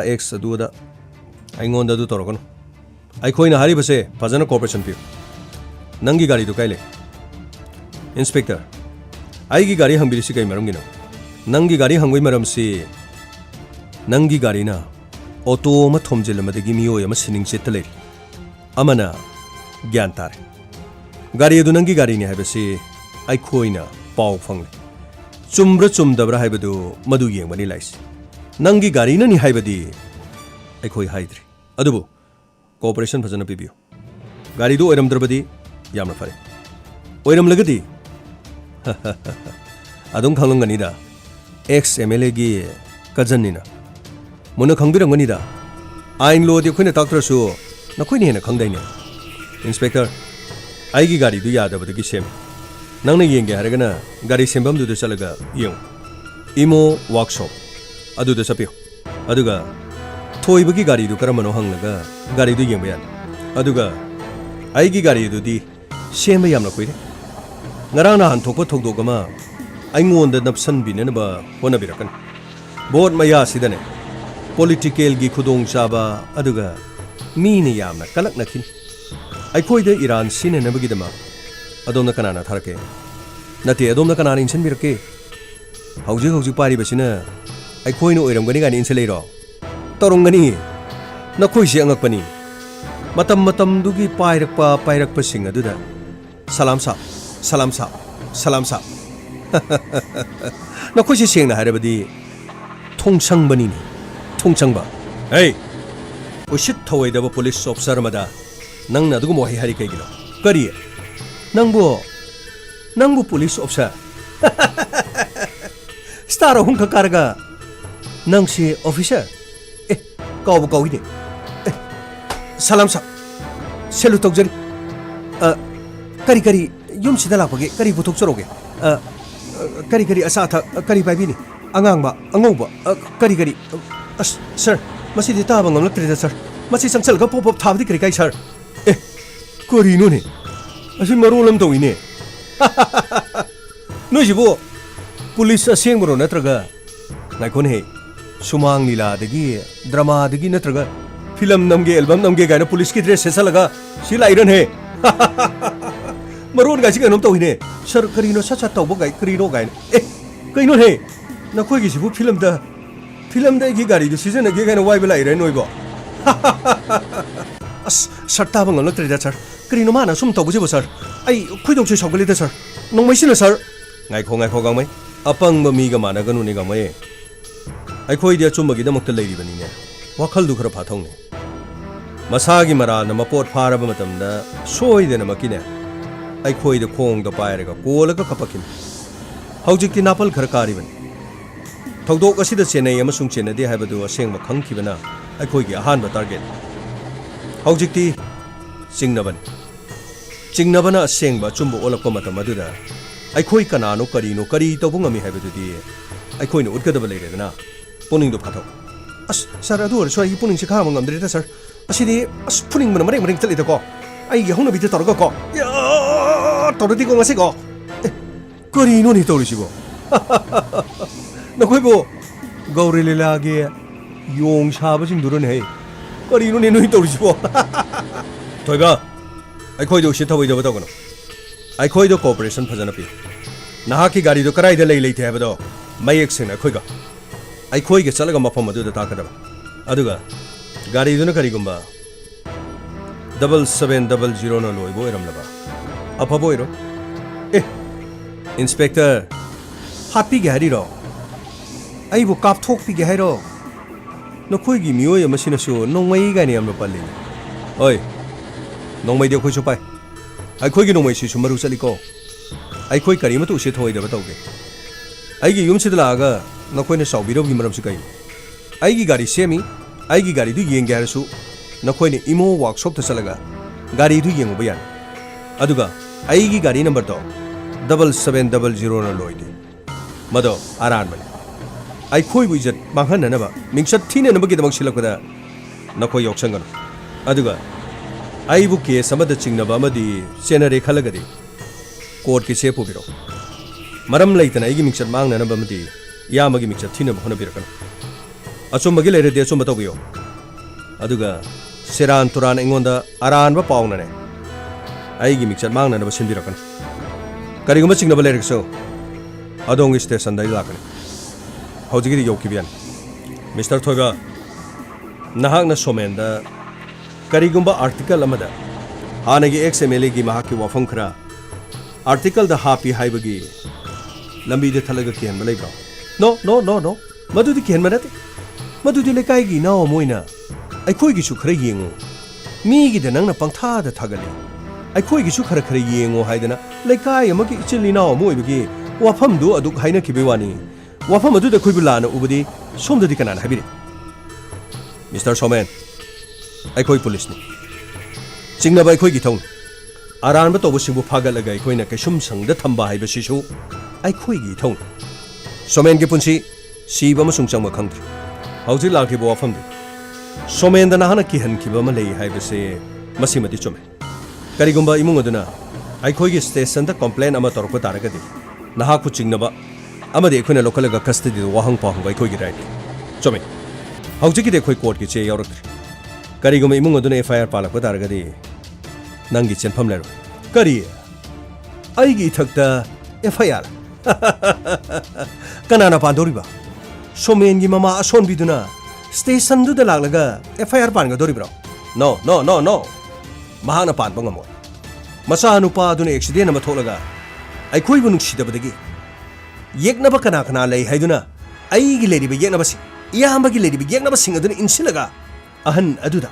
अखोइगी इथक्ता पुलिस स्टेशन दा नखोइदा कंप्लेंट तहोलकपदी मदुदि खंगदे अदुबो ꯍꯧꯖꯤꯛ ꯐꯥꯎꯕꯗꯤ ꯑꯩꯈꯣꯏꯒꯤ ꯊꯛꯇ ꯀꯅꯥꯃꯠꯇꯅ ꯃꯐꯝ ꯑꯁꯤꯗ ꯑꯩꯈꯣꯏꯒꯤ ꯊꯛꯇ ꯀꯝꯄ꯭ꯂꯦꯟ ꯇꯧꯕ ꯉꯝꯂꯣꯏ ꯑꯣ ꯍꯥꯏꯔꯤꯁꯤꯅꯗꯤ ꯂꯝꯗꯝ ꯑꯁꯤꯒꯤ ꯄ꯭ꯔꯖꯥ ꯃꯤꯌꯥꯝꯁꯤ ꯅꯈꯣꯏꯅ ꯂꯩꯗꯨꯅ ꯅꯈꯣꯏꯒꯤ ꯈꯣꯡꯈꯥꯗ ꯊꯝꯃꯤꯁꯤꯔꯣ ꯍꯣꯏ ꯃꯗꯨ ꯌꯥꯔꯣꯏ ꯏꯟꯁꯄꯦꯛꯇꯔ ꯇꯌꯥꯏꯅ ꯂꯩꯕ ꯖꯒꯥꯗ ꯑꯗꯨꯒꯨꯝꯕ ꯑꯃꯠꯇ ꯇꯧꯕ ꯌꯥꯔꯣꯏ ꯑꯗꯨꯒ ꯃꯁꯤꯃꯁꯨ ꯈꯪꯉꯣ ꯑꯆꯨꯝꯕꯕꯨ ꯀꯌꯥꯝ ꯀꯨꯏꯅ ꯅꯪꯅ ꯀꯨꯞꯁꯤꯟꯗꯨꯅ ꯊꯝꯒꯅꯤ CCTV ꯐꯨꯇꯦꯖꯇ ꯅꯪꯒꯤ ꯒꯥꯔꯤ ꯑꯗꯣ ꯃꯌꯦꯛ ꯁꯦꯡꯅ ꯎꯔꯕꯅꯤ ꯑꯗꯨꯒ ꯒꯥꯔꯤ ꯑꯗꯨꯒꯤ ꯅꯝꯕꯔꯗꯣ ꯈꯖꯤꯛꯇꯪ ꯕ꯭ꯂꯔ ꯆꯠꯄꯒꯤ ꯋꯥꯅꯤ ꯅꯪꯅ ꯊꯧꯗꯣꯛ ꯑꯁꯤ ꯊꯣꯛꯇ꯭ꯔꯤꯉꯩꯒꯤ ꯅꯣꯡꯃꯒꯤ ꯃꯃꯥꯡꯗ ꯁꯣꯃꯦꯟꯗ ꯅꯪꯅ ꯀꯤꯍꯟꯕ ꯂꯩꯈꯤ ꯑꯗꯨꯒ ꯊꯧꯗꯣꯛ ꯑꯁꯤ ꯏꯀꯥꯟ ꯀꯥꯟꯅꯗꯅ ꯊꯣꯛꯂꯛꯄꯅꯤ ꯀꯔꯤꯒꯨꯝꯕ ꯒꯥꯔꯤ ꯑꯗꯨ ꯅꯪꯅ ꯒꯦꯔꯦꯖꯇ ꯁꯦꯝꯗꯣꯛꯅꯕ ꯍꯣꯠꯅꯔꯕꯁꯨ ꯑꯩꯅ ꯑꯆꯨꯝꯕ ꯄꯨꯊꯣꯛꯅꯕ ꯍꯣꯠꯅꯒꯅꯤ ꯃꯇꯝ ꯑꯗꯨꯗ ꯏꯟꯁꯄꯦꯛꯇꯔ ꯇꯌꯥꯏ ꯀꯅꯥꯅꯣ ꯍꯥꯏꯕꯗꯣ ꯅꯪ ꯃꯌꯦꯛ ꯁꯦꯡꯅ ꯈꯪꯒꯅꯤ ꯆꯂꯣ ꯅꯣꯏꯅ ꯇꯧꯅꯤꯡꯕ ꯃꯐꯝꯗ ꯇꯧꯔꯣ ꯑꯗꯨꯒ ꯁꯤꯃꯗꯤ ꯈꯪꯉꯣ ꯏꯟꯁꯄꯦꯛꯇꯔ ꯑꯩ ex MLA ꯄ꯭ꯔꯤꯌꯣꯕꯔꯇꯒꯤ ꯁꯥꯒꯩ ꯃꯅꯥꯎ ꯑꯩꯒꯤꯁꯨ ꯈꯨꯠ ꯌꯥꯝꯅ ꯁꯥꯡꯏ ꯅꯪꯅ ꯀꯔꯤ ꯇꯧꯕ ꯉꯝꯃꯤ ꯍꯥꯏꯕꯗꯨꯗꯤ ꯌꯦꯡꯕ ꯇꯥꯔꯦꯗꯅ ꯑꯗꯨꯒ ꯀꯔꯤꯒꯨꯝꯕ ꯊꯧꯗꯣꯛꯇꯨꯗ ꯑꯩ ꯌꯥꯎꯔꯝꯗ꯭ꯔꯕ ꯑꯩ ꯆꯦꯟꯅꯔꯝꯗꯕ ꯇꯥꯔꯕ ꯑꯣꯟꯈꯠꯂꯒ ꯑꯩꯅ ꯑꯩꯒꯤ ꯏꯖꯠꯀꯤ ꯗꯥꯕꯤ ꯅꯪꯒꯤ ꯅꯊꯛꯇ ꯑꯃꯗꯤ ꯀꯦꯁ ꯐꯥꯏꯜ ꯇꯧꯔꯛꯂꯤꯕ ꯃꯤꯑꯣꯏ ꯑꯗꯨꯗ ꯗꯤꯐ꯭ꯂꯦꯃꯦꯁꯟ ꯁꯨꯠ ꯑꯟꯗꯔꯁꯇꯦꯟ ꯃꯗꯨ ꯃꯨꯟꯅ ꯈꯪꯉꯣ ꯃꯗꯨ ꯃꯥꯌꯣꯛꯅꯕ ꯉꯝꯒꯗ꯭ꯔꯥ ꯍꯥꯏꯕꯗꯨ ꯃꯨꯟꯅ ꯈꯪꯉꯣ ꯑꯩꯈꯣꯏꯁꯨꯅꯦ ꯂꯩꯀꯥꯏ ꯂꯝꯗꯝ ꯑꯁꯤꯒꯤ ꯂꯩꯕꯥꯛ ꯑꯁꯤꯒꯤ ꯁꯅꯥ ꯂꯩꯕꯥꯛ ꯑꯁꯤꯒꯤ ꯌꯥꯝꯅ ꯚꯣꯠ ꯀꯥꯔꯤꯉꯩꯗ ꯇꯧꯔꯝꯕ ꯊꯕꯛ ꯀꯌꯥꯗꯒꯤ ꯄꯨꯂꯤꯁ ꯀꯔꯤꯅꯣ ꯑꯥꯏꯟ ꯀꯔꯤꯅꯣ ꯅꯈꯣꯏꯁꯦ ꯀꯔꯝꯅ ꯁꯤꯖꯤꯟꯅꯒꯅꯤ ꯑꯩꯈꯣꯏꯅ ꯂꯣꯏꯅ ꯈꯪꯕ ꯉꯥꯛꯇꯅꯤ ꯂꯩꯕꯥꯛ ꯑꯁꯤꯗ ꯂꯩꯔꯤꯕ ꯄꯨꯂꯤꯁꯁꯤ ꯅꯪꯅ ꯃꯀꯣꯛ ꯅꯠꯇꯦꯀꯣ ꯅꯪꯒꯤ ꯅꯊꯛꯇ ꯀꯌꯥ ꯂꯩꯔꯤ ꯍꯥꯏꯕꯁꯤ ꯑꯁ ꯁꯔ ꯀꯔꯤꯅꯣ ꯁꯥꯔꯅ ꯑꯗꯨꯝ ꯇꯥꯗꯅ ꯂꯩꯕꯗꯨꯕꯨ ꯁꯔ ꯀꯔꯤꯅꯣ ꯃꯥꯒꯤ ꯃꯃꯥꯏꯁꯤꯗ ꯈꯨꯄꯥꯟ ꯑꯃꯅꯤ ꯊꯥꯔꯒ ꯀꯔꯤꯅꯣ ꯃꯉꯛꯁꯝꯗ ꯀꯔꯤꯅꯣ ꯊꯧꯔꯤ ꯊꯨꯔꯒ ꯍꯨꯏ ꯆꯤꯡꯕꯗꯨꯝ ꯁꯣꯔꯣ ꯆꯤꯡꯉꯒ ꯒꯥꯔꯤ ꯃꯅꯤꯡꯗ ꯍꯥꯞꯄ ꯄꯨꯔ ꯆꯠꯈꯤꯁꯦꯕ ꯁꯔ ꯑꯩ ꯈꯥꯡꯕ ꯉꯝꯗ꯭ꯔꯤꯗ ꯁꯔ ꯑꯩ ꯑꯁ ꯀꯔꯤꯅꯣ ꯁꯔ ꯀꯔꯤꯅꯣ ꯃꯥꯅ ꯁꯣꯏꯁꯤꯗ ꯉꯥꯡꯕꯁꯤꯕꯨ ꯀꯔꯤꯅꯣ ꯁꯔ ꯒꯥꯃꯩ ꯉꯥꯏꯍꯥꯛꯇ ꯉꯥꯏꯈꯣ ꯑꯆꯨꯝꯕ ꯀꯔꯤꯅꯣ ꯑꯔꯥꯟꯕ ꯀꯔꯤꯅꯣ ꯍꯥꯏꯕꯗꯨꯗꯤ ꯑꯩꯈꯣꯏꯅ ꯍꯥꯟꯅ ꯄꯨꯊꯣꯛꯀꯗꯕꯅꯤ ꯍꯧꯖꯤꯛ ꯑꯩꯈꯣꯏꯅ ꯆꯤꯡꯅꯕ ꯈꯛꯇꯅꯤ ꯉꯁꯤꯗꯤ ꯃꯍꯥꯛꯄꯨ ꯐꯥꯕ ꯂꯥꯛꯄ ꯅꯠꯇꯦ ꯃꯍꯥꯛꯀꯤ ꯃꯇꯧ ꯌꯦꯡꯕ ꯂꯥꯛꯄꯅꯤ ꯑꯣꯏ ꯀꯩꯅꯣ ꯅꯣꯏ ꯍꯥꯏꯅꯩꯗꯨꯕꯣ ꯍꯧꯖꯤꯛꯐꯥꯎꯕ ꯌꯥꯗ꯭ꯔꯤꯕꯣ ꯌꯥꯔꯦ ꯆꯠꯄꯤꯈ꯭ꯔꯣ ꯃꯐꯝ ꯑꯁꯤꯗ ꯄꯨꯂꯤꯁ ꯆꯪꯕꯁꯤ ꯐꯖꯕ ꯅꯠꯇꯦꯅꯦ ꯅꯈꯣꯏꯅ ꯃꯐꯝ ꯑꯁꯤꯗ ꯆꯪꯉ ꯂꯩꯅꯤ ꯂꯩꯀꯥꯏ ꯃꯌꯥꯝꯁꯤꯅꯅꯦ ꯉꯛ ꯊꯥꯡꯒꯠꯇꯅ ꯌꯦꯡꯉꯤꯁꯤꯡꯁꯦ ꯑꯩꯈꯣꯏꯁꯤ ꯀꯔꯛ ꯌꯦꯡꯁꯤꯟꯕ ꯌꯥꯝ ꯂꯩꯕ ꯑꯗꯨꯅꯅꯦ ꯃꯤꯅ ꯚꯣꯠꯇ ꯔꯥꯖꯅꯤꯇꯤꯗ ꯃꯤꯅ ꯈꯨꯗꯣꯡꯆꯥꯕ ꯌꯥꯝ ꯂꯧꯈꯤ ꯆꯂꯣ get out ꯆꯂꯣ ꯅꯈꯣꯏꯁꯦ ꯑꯁ ꯋꯥ ꯉꯥꯡꯅꯤꯡꯗꯦꯅꯦ ꯆꯂꯣꯅꯦ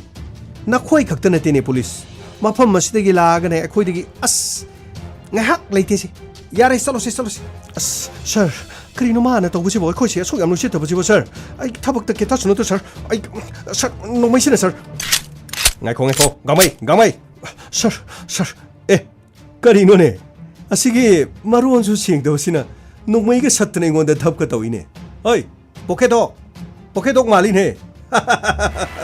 ꯙꯞ ꯀꯥꯏꯗꯤ ꯄꯣꯀꯦꯗꯣꯛꯅꯤꯅꯦ ꯍꯥ ꯁꯨꯛꯆꯤꯛꯁꯨ ꯆꯤꯛꯇꯅ ꯆꯤꯛꯀꯗꯧꯕꯩ ꯃꯑꯣꯡꯗ ꯑꯁ ꯁꯔ ꯀꯔꯤꯅꯣ ꯃꯥꯅ ꯇꯧꯕꯁꯤꯕꯣ ꯑꯩꯒꯤ ꯍꯧꯅꯕꯤ ꯇꯧꯅꯤꯡꯉꯦꯗꯣ ꯁꯔ ꯉꯁꯤ ꯍꯋꯥ ꯒꯥꯃꯩ ꯑꯃꯨꯛꯇ ꯉꯥꯏꯈꯣꯅꯦ ꯃꯁꯤꯗꯤ ꯃꯑꯣꯡ ꯑꯃꯅꯤꯅꯦ ꯆꯥꯏꯅꯤꯁꯀꯤ ꯀꯨꯡꯐꯨꯒ ꯀꯊꯥꯒ ꯆꯠꯁꯜꯂꯤꯅꯤ ꯑꯩꯉꯣꯟꯗ ꯍꯩ ꯀꯥꯟꯅꯔꯣꯏꯅꯦ ꯏꯕꯨꯡꯉꯣ ꯑꯩꯒꯤ ꯏꯔꯥꯜꯗꯣ ꯍꯥꯟꯅ ꯊꯤꯈꯣꯅꯦ ꯃꯊꯣꯡ ꯃꯔꯝ ꯈꯪꯗꯅ ꯃꯐꯝꯁꯤꯗ ꯂꯥꯛꯑꯒꯅꯦ ꯑꯩꯒꯤ ꯏꯖꯠ ꯃꯥꯡꯅꯕ ꯍꯣꯠꯅꯒꯅꯨ ꯑꯩꯈꯣꯏꯁꯨꯅꯦ ꯅꯣꯡꯃꯩꯗꯣ ꯌꯥꯝ ꯄꯥꯏꯅꯦ ꯏꯕꯨꯡꯉꯣ ꯅꯪꯒꯤ ꯅꯣꯡꯃꯩꯗꯨꯅꯅꯦ ꯁꯔꯀꯥꯔꯅ ꯄꯤꯕ ꯑꯩꯒꯤꯁꯤꯅ ꯎꯔꯕ꯭ꯔꯣ ꯁꯦ ꯅꯈꯣꯏꯅ ꯄꯥꯏꯔꯤꯗꯨꯒ ꯃꯥꯟꯅꯔꯣꯏ ꯎꯔꯦꯗꯅ ꯁꯦ ꯑꯩꯉꯣꯟꯗꯒꯥꯏꯁꯨ ꯀꯇꯥꯒ ꯆꯠꯁꯜꯂꯛꯇꯅ ꯇꯧꯔꯤ ꯅꯣꯏꯗꯤ ꯐꯖꯅ ꯍꯧꯖꯤꯛ ꯀꯥꯔꯤꯗꯨꯒꯤ ꯄꯩꯁꯥ ꯄꯤꯔꯒ ꯂꯥꯛꯏꯕꯣꯔꯦ ꯑꯩꯈꯣꯏꯗꯤ ꯏꯖꯠ ꯂꯧ ꯂꯥꯛꯏꯕꯅꯤꯅꯦ ꯅꯈꯣꯏꯗꯤ ꯑꯩꯈꯣꯏꯁꯦ ꯍꯦꯛꯇ ꯐꯥꯔꯨꯔꯒꯦ ꯑꯩꯈꯣꯏꯁꯦ ꯍꯦꯛꯇ ꯄꯪꯇꯧꯗ ꯇꯧꯕ ꯌꯥꯔꯅꯤ ꯁꯤꯅꯤꯅꯦ ꯍꯣꯏ ꯑꯗꯨꯒꯤ ꯅꯃꯪꯗꯣ ꯃꯪꯒꯅꯨ ꯇꯁꯦꯡꯅꯅꯦ ꯏꯔꯥꯜ ꯂꯩꯔꯦ ꯍꯥꯏꯕꯗꯨ ꯈꯪꯕ ꯀꯥꯟꯗ ꯑꯩꯈꯣꯏꯗ ꯂꯥꯛꯑꯣ ꯑꯗꯨꯒ ꯑꯩꯈꯣꯏꯁꯨꯅꯦ ꯑꯐꯥꯎꯕ ꯎꯀꯤꯜꯀꯌꯥ ꯈꯪꯅꯕꯖꯥꯠꯅꯤ ꯀꯥꯟꯅꯗꯦ ꯌꯥꯝ ꯊꯨꯅ ꯂꯦꯡꯈ꯭ꯔꯣ ꯅꯣꯏꯅꯅꯦ ꯄꯪꯇꯧ ꯇꯧꯕ ꯌꯥꯔꯣꯏꯀꯣ ꯍꯩ ꯇꯣꯂꯦ ꯆꯪꯁꯤꯜꯂꯣ ꯏꯌꯥꯝꯕꯗ ꯐꯣꯟ ꯑꯝꯇ ꯇꯧꯁꯤ ꯎꯁꯤꯠ ꯊꯧꯑꯣꯏꯗꯕ ꯃꯐꯝ ꯑꯁꯤꯗ ꯏꯖꯠ ꯂꯧꯕ ꯂꯥꯛꯏꯅꯤ ꯑꯁ ꯏꯇꯥꯎ ꯑꯁꯤꯒꯤ ꯄꯣꯀꯦꯗꯣꯛ ꯃꯥꯟꯕꯁꯦ ꯃꯁꯤ ꯃꯃꯥꯏꯁꯤ ꯀꯤꯅꯝ ꯊꯤꯟꯈ꯭ꯔꯦꯗ ꯆꯪꯁꯤꯜꯂꯒ ꯃꯁꯤꯕꯨ ꯀꯤꯅꯝꯇ ꯊꯤꯜꯂꯨꯁꯤꯔ ꯅꯩꯕꯣ ꯑꯁ ꯑꯩ ꯇꯣꯂꯦ ꯇꯧꯔꯨꯅꯨ ꯉꯥꯏꯈꯣ ꯑꯩ ꯑꯝꯇ ꯇꯧꯒꯦꯗ ꯀꯩꯅꯣ ꯅꯪ ꯍꯧꯖꯤꯛ ꯌꯥꯝ ꯐꯥꯎꯕ꯭ꯔꯥ ꯅꯪꯅ ꯀꯇꯥꯒ ꯆꯠꯁꯜꯂꯛꯏꯗꯣ ꯀꯩꯅꯣ ꯍꯦ ꯑꯩꯉꯣꯟꯗꯗꯤ ꯍꯧꯔꯛꯀꯅꯣ ꯍꯦ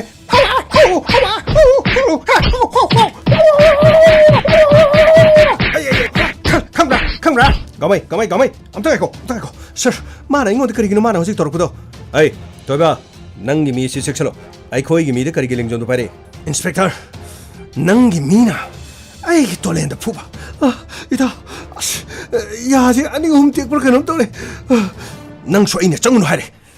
ꯑꯩ ꯏꯟꯁꯄꯦꯛꯇꯔ ꯅꯪ ꯈꯪꯉꯤꯗꯅ ꯅꯈꯣꯏ ꯈꯪꯅꯦꯕ ꯊꯣꯏꯕ ꯅꯪꯒꯤ ꯃꯤꯅ ꯂꯝ ꯍꯦꯟꯕꯅꯤ ꯄꯨꯂꯤꯁꯇ ꯂꯦꯡꯖꯣꯝꯗꯣ ꯄꯥꯏꯔꯛꯂꯕꯗꯤ ꯆꯩ ꯆꯥꯕ ꯇꯥꯕ ꯈꯨꯠ ꯊꯥꯔꯛꯄꯒꯤꯗꯃꯛ ꯃꯍꯥꯛꯄꯨ ꯐꯥꯔꯒ ꯍꯧꯖꯤꯛ ꯑꯩꯈꯣꯏꯅ ꯄꯨꯕꯤꯌꯦ ꯑꯗꯨꯕꯨ ꯄꯨꯕꯤꯔꯔꯣꯏ ꯃꯔꯝꯗꯤ ꯑꯊꯨꯕ ꯃꯇꯝꯗ ꯅꯈꯣꯏꯕꯨ ꯀꯁꯇꯗꯤꯗ ꯄꯨꯕ ꯍꯥꯏꯕꯁꯤ ꯑꯩꯒꯤ ꯋꯥꯁꯛ ꯊꯧꯗꯣꯛ ꯑꯁꯤ ꯅꯈꯣꯏꯅ ꯁꯣꯏꯗꯅ ꯄꯥꯡꯊꯣꯛꯄꯅꯤ ꯍꯥꯏꯕꯁꯤꯒꯤ ꯆꯞ ꯆꯥꯕ ꯑꯩꯉꯣꯟꯗ ꯊꯥꯖꯕ ꯂꯩ ꯃꯇꯝ ꯅꯨꯡꯉꯥꯏ ꯏꯟꯁꯄꯦꯛꯇꯔ ꯇꯌꯥꯏ ꯀꯅꯥꯅꯣ ꯍꯥꯏꯕꯗꯣ ꯁꯣꯏꯗꯅ ꯈꯪꯍꯟꯒꯦ ꯂꯥꯎ ꯒꯃꯩ ꯆꯠꯅꯕ ꯇꯧꯁꯤ ꯑꯁ ꯁꯔ ꯑꯩꯗꯤ ꯑꯃꯁꯨ ꯐꯨꯅꯤꯡꯕꯅꯤ ꯁꯔ ꯃꯥꯅ ꯀꯔꯤꯅꯣ ꯎꯁꯤꯠꯇꯕꯒꯤ ꯋꯥ ꯆꯕꯦꯠ ꯉꯥꯡꯉꯦ ꯑꯗꯨꯒ ꯏꯁ ꯃꯥꯒꯤ ꯃꯇꯨꯡꯗ ꯂꯦꯞꯄꯁꯤꯅ ꯀꯔꯤꯅꯣ ꯃꯌꯥꯁꯦ ꯑꯅꯤ ꯑꯍꯨꯝ ꯇꯦꯛꯑꯦꯗꯅꯀꯣ ꯐꯔꯦꯗꯅ ꯄꯨꯂꯤꯁꯀꯤ ꯂꯦꯡꯖꯣꯝꯗꯒ ꯄꯥꯏꯔꯤ ꯒꯥꯡꯃꯩꯒꯤ ꯈꯨꯐꯨꯗꯣ ꯃꯥ ꯈꯪꯗ꯭ꯔꯤꯌꯦ ꯈꯪꯒꯅꯤꯗ꯭ꯔꯀꯣ ꯑꯣꯏ ꯅꯈꯣꯏ ꯀꯨꯏꯔꯀꯣ ꯅꯈꯣꯏ ꯍꯌꯦꯡ ꯍꯪꯆꯤꯠ ꯂꯥꯛꯄ ꯃꯇꯝꯗꯀꯣ ꯒꯥꯡꯃꯩꯒꯤ ꯇꯧꯕꯗꯣ ꯅꯈꯣꯏ ꯁꯣꯏꯗꯅ ꯈꯪꯒꯟꯒꯅꯤꯌꯦ ꯍꯣꯏ ꯑꯩꯉꯣꯟꯗ ꯃꯔꯣꯟ ꯁꯨꯗꯕ ꯀꯥꯏꯅ ꯍꯦ ꯒꯥꯡꯃꯩ ꯀꯅꯥꯅꯣ ꯍꯥꯏꯗꯣ ꯈꯪꯗ꯭ꯔꯤꯌꯦ ꯂꯥꯎ ꯒꯥꯡꯃꯩ ꯆꯠꯁꯤ ꯂꯥꯎ ꯁꯔ ꯑꯩꯗꯤ ꯄꯦꯟꯗ꯭ꯔꯤꯗ ꯁꯔ ꯒꯥꯡꯃꯩ ꯊꯕꯛ ꯋꯥꯠꯂꯤꯅꯦ ꯂꯥꯎꯅꯦ ꯐꯒꯅꯤ ꯁꯔ ꯑꯁ ꯈꯔ ꯌꯥꯝꯅ ꯐꯨꯔꯝꯃꯁꯨ ꯐꯗꯧꯅꯤꯗ ꯁꯔ ꯑꯗꯨꯕꯨ ꯃꯈꯣꯏ ꯍꯣꯔꯦꯟ ꯍꯤꯒꯥꯏ ꯌꯩꯔꯅꯤꯗꯅ ꯀꯔꯤꯅꯣ ꯑꯁ ꯉꯁꯥꯏꯒꯤ ꯃꯔꯣꯟ ꯁꯨꯗꯕꯗꯨꯅ ꯐꯨꯕꯗꯨꯗꯤ ꯑꯁ ꯅꯥꯏꯍꯦ ꯑꯩꯕꯨ ꯃꯣꯏꯅ ꯄꯣꯀꯦꯠ ꯗꯣꯒꯤ ꯙꯞ ꯀꯥꯏꯅ ꯍꯦ ꯒꯥꯡꯃꯩ ꯌꯥꯔꯦꯅꯦ ꯒꯥꯔꯤ ꯊꯧꯔꯣꯅꯦ ꯐꯒꯅꯤ sir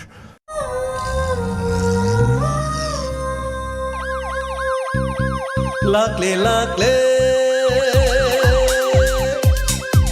Inspector Tayai Lakle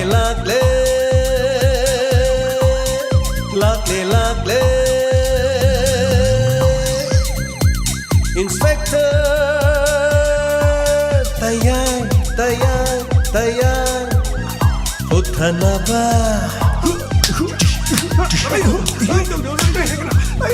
Kanbinaba. Thank you, sir. Welcome. Uthanaba. Kanbinaba.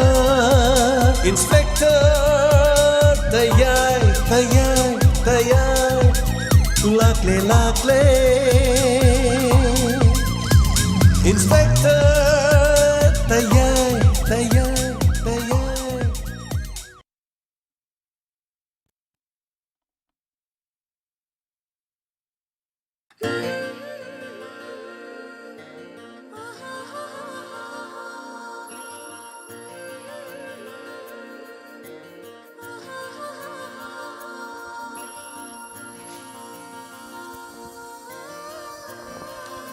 Hanana Tagachering Asigi Inspector Tayai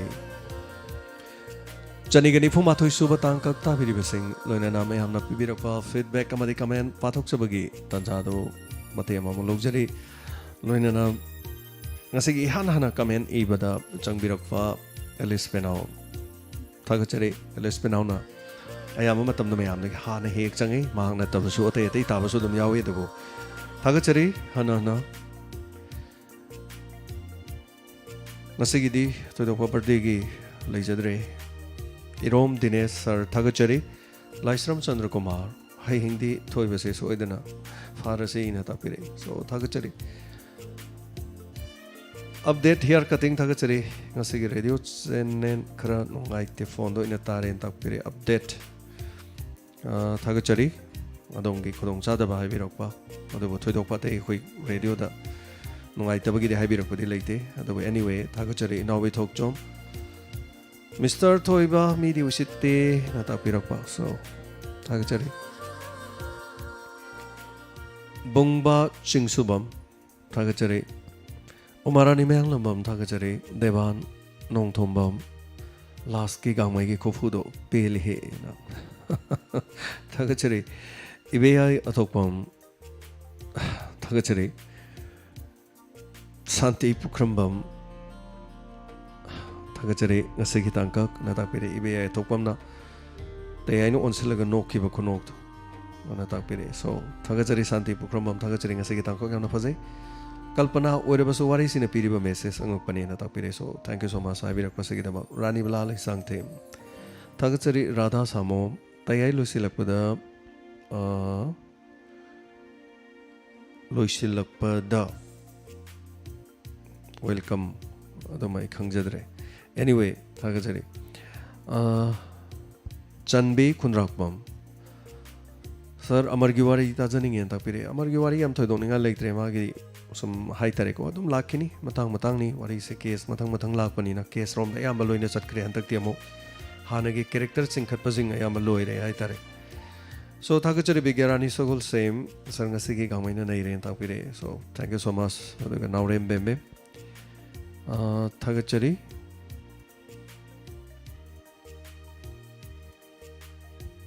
बेमा अबेम थागचरी चंचन कुमारी थागचरी गांगमई न सो ताकपिरे इमोलाई गांगमई हयेंगदी नुंगाइगदौरी नैथरोन ताकपिरे बिरमनी टेक्सम थागचरी असुक उसितबा थाबदा यामना वाई न ताकपिरे गाड़ी तोंगहलो न ताकपिरे सो थागचरी अमरकांत सनबम थागचरी ननाव केद्रिमेम थागचरी इंस्पेक्टर ते एपिसोड 1 to 39 फाउवा केस मसिंग अइने खनबदा 52 सुरे जेल द थाजिल किबा मी नि फुगो हमदोय जेल द नुपी ओहम जेल मनुंगदा सिकिबा मियोय मंगा तैयाय पुलिस की खुद सिकिबा निफुगा मंगा थागचरी ननाव केद्रि मेम जाम फजन पाबिरमे थागचरी ननाव हाबिरकपसिगिदम अइना नहान जेल द चंकिबा मिदु क्या सुखरगेना हाबिदु सो थागचरी मधुगी लिस्ट अमा हाइतारे सो लिस्ट अमा सेमबसु ननाव मथौ तारी चंगकिबा जेल द नौबा चंगकिबा सिंगदुगी लिस्ट अमा हाइतारे केस तुगा लिस्ट तुगा मसु दरकार ओइरे हाइतारे प्रेमजित निंगथौजम इंस्पेक्टर तयाई ताबदे हम नुगाइजै नताकपिरे मी यामदा मेसेज पिबिरी नताकपिरे सो थागचरी सोमेना अवाबा ताबा थागचरी हाबिरकपसिगिदमक अदुगा ngambi ton maibam थागचरी सनायाम्बी याम्बे बहुत योरकनी खनबदा तनबु तल्लेदा मपू निंगबा खुई मेयाम नाकन नाकन द सोंथोरकने ताकपिरे थागचरी हाबिरकपदोंगी मोड हाइतारे को गेम्स लवर याम फजेना ताकपिरे so thank you so much Tanuja Thokchom ngasiगी makoktagi tahodre aroibada na takpire so chingkhalaga soidena tabigani Jateshwar Wangkhem थागचरी मियोइबा हाइबसे न ताकपिरेसो माफाकी दौरे हाइबदे यंगसिनबना कयानी पुनमक थेंगनसी न ताकपिरे थागचरी शांत हिदंग मयुम फत्तबगी हिदाक लेते गांगमैकी खुफु न हिदाक नि न ताकपिरे थागचरी जापान निंगथौजम थागचरी तामोक करिगुम्बा मता हंगजगी हयेंग इच्छा नुपी की बर्थडे ताबनी फोटो थारक यागद्रा जापान थारक यादब लेते थाबियो अयुक्त थाबिरो देन नुमिदांग वाइरम अमतंग मेसेज अमतंग निंजंबिरो मरक्त मेसेज लेगी हाइतारे थोरंबो नुंसीबीबे मयामनो मेसेज इरकपद अदोंगी मेसेज तो मरक्त लेग्रेदे खोइना खंगौदब यावे नुमिदांग पुंग 3 की मतुंगददी थाबिरक्तब मरमदे अदुई मतुंगदगी खोइ फोन से मेसेज पाबा ngamdre मेसेज पाद्रे हाइतारे खोइ सो थोरम संदोकपनिना थोरम लोमदो माइ ओनसिले अदुन मयामना करी हाइरे खोले हाइबसे कोइ खंगबो ngamjade अदुगा खोइना थोरम लोइरकांदा कना कना करी हाइबिरकपा करी ताकपिरकपा हाइना मुग यंगजै सिगुम्बसे लै अदुना कनागुमना मेसेज थाबिरगा खोइना पादेना डिलीट तौखिबसु दुम यावी डिलीट तौखरसु अदुम खोइना पाबदि दुम उइ हाइतारे सो थागचरी कुमान कनजे थैंक यू थागचरी साइड मजबूर हनना थागचरी अदुगा थोइबगी वंगांग हाइतारे सो ngsaigi माइगे नेगेटिव रोल लोबनी न मीने दे नेगेटिव तदि फजबैसै दि सला रोय हाइतारे निको सो माजु माना चुमेन लेजरी नि माना मुइ जरिदो मदु फत्ते हाइबदुनि खोना उलेब मेसेज इना अदुगा सरिका हुइद्रोम थागचरी याम नुंगाइ ताबदना ताफिरे सो राफे कहमा थागचरी हनना थागचरी राफे अदुगा बाले युमनाम मिट कुप तखै तारिंगैदा लागले इंस्पेक्टर ते चलक पतलो हेनिंग दबगे हाइतारे थैंक यू सो मच अदुगा अमुजाउ चनम मणिपुर थागचरी अगी थबक वाली बनी ना मुजाउ कैसु इंगोंदा तुमनिंग भाइबल लेते अगी थबक यम वाली so thank you so much हाइबिरकपा ꯊꯦꯡꯕ ꯐꯥꯎ ꯃꯌꯥꯝ ꯇꯥꯕꯤꯕꯁꯤꯒꯤꯗꯃꯛꯇꯁꯨ ꯊꯥꯒꯠꯆꯔꯤ ꯔꯥꯙꯥ ꯁꯥꯃꯝ ꯊꯥꯒꯠꯆꯔꯤ ꯑꯃꯔꯀꯥꯟꯇ ꯁꯅꯕꯝ ꯊꯥꯒꯠꯆꯔꯤ ꯂꯣꯏꯇꯣꯡꯕꯝ ꯑꯅꯤꯇꯥ ꯑꯁꯨꯝꯅ ꯂꯩꯕꯥꯛꯁꯦ ꯑꯆꯨꯝꯕ ꯆꯠꯂꯗꯤ ꯀꯌꯥ ꯏꯪꯒꯅꯤ ꯇꯥꯛꯄꯤꯔꯤ ꯊꯥꯒꯠꯆꯔꯤ 이봉나수 나찰로 이봉부수 나 딱비리 리스 타가처리 юм렘범 셀레브리티 ngasi기 와리세 포인기 포인 각다 얌나 농아이 딱비리 so thank you madam celebrity tampa 타가처리 프리아칸다 코토 좀 타가처리 강마이 네그렌 딱비럭 모짜 방엄범 타가처리 oh my god loi kren 딱비리 so 닝토점 템비 강메이다 호코드나 감다위 나takpirakpa 비몰라 페범 타가처리 시와리 파제인 takpirakpa 바톤 마콕 마이홈 해피 버thday 나takpiri ngasi디 해피 버thday 하우데 타가처리 aduga kaisam rasi hana 타가처리 santa sagolsem gangmaigi mingse melai langbagi matungda pocket dog 타가처리 라다라니 롱점 सरगे कल्पना ngakpani na takpire so 12041 amatta manadana semjaba so mari leina bawari khodimak tabagi pen banai dian takpire thank you so much aduga life roki thank you so much anana thakachire chombabu kayam koino loselaka thamgani na takpirawa so chingkham like fra bam na takpire so thank you so much benajet purit sabam thakachire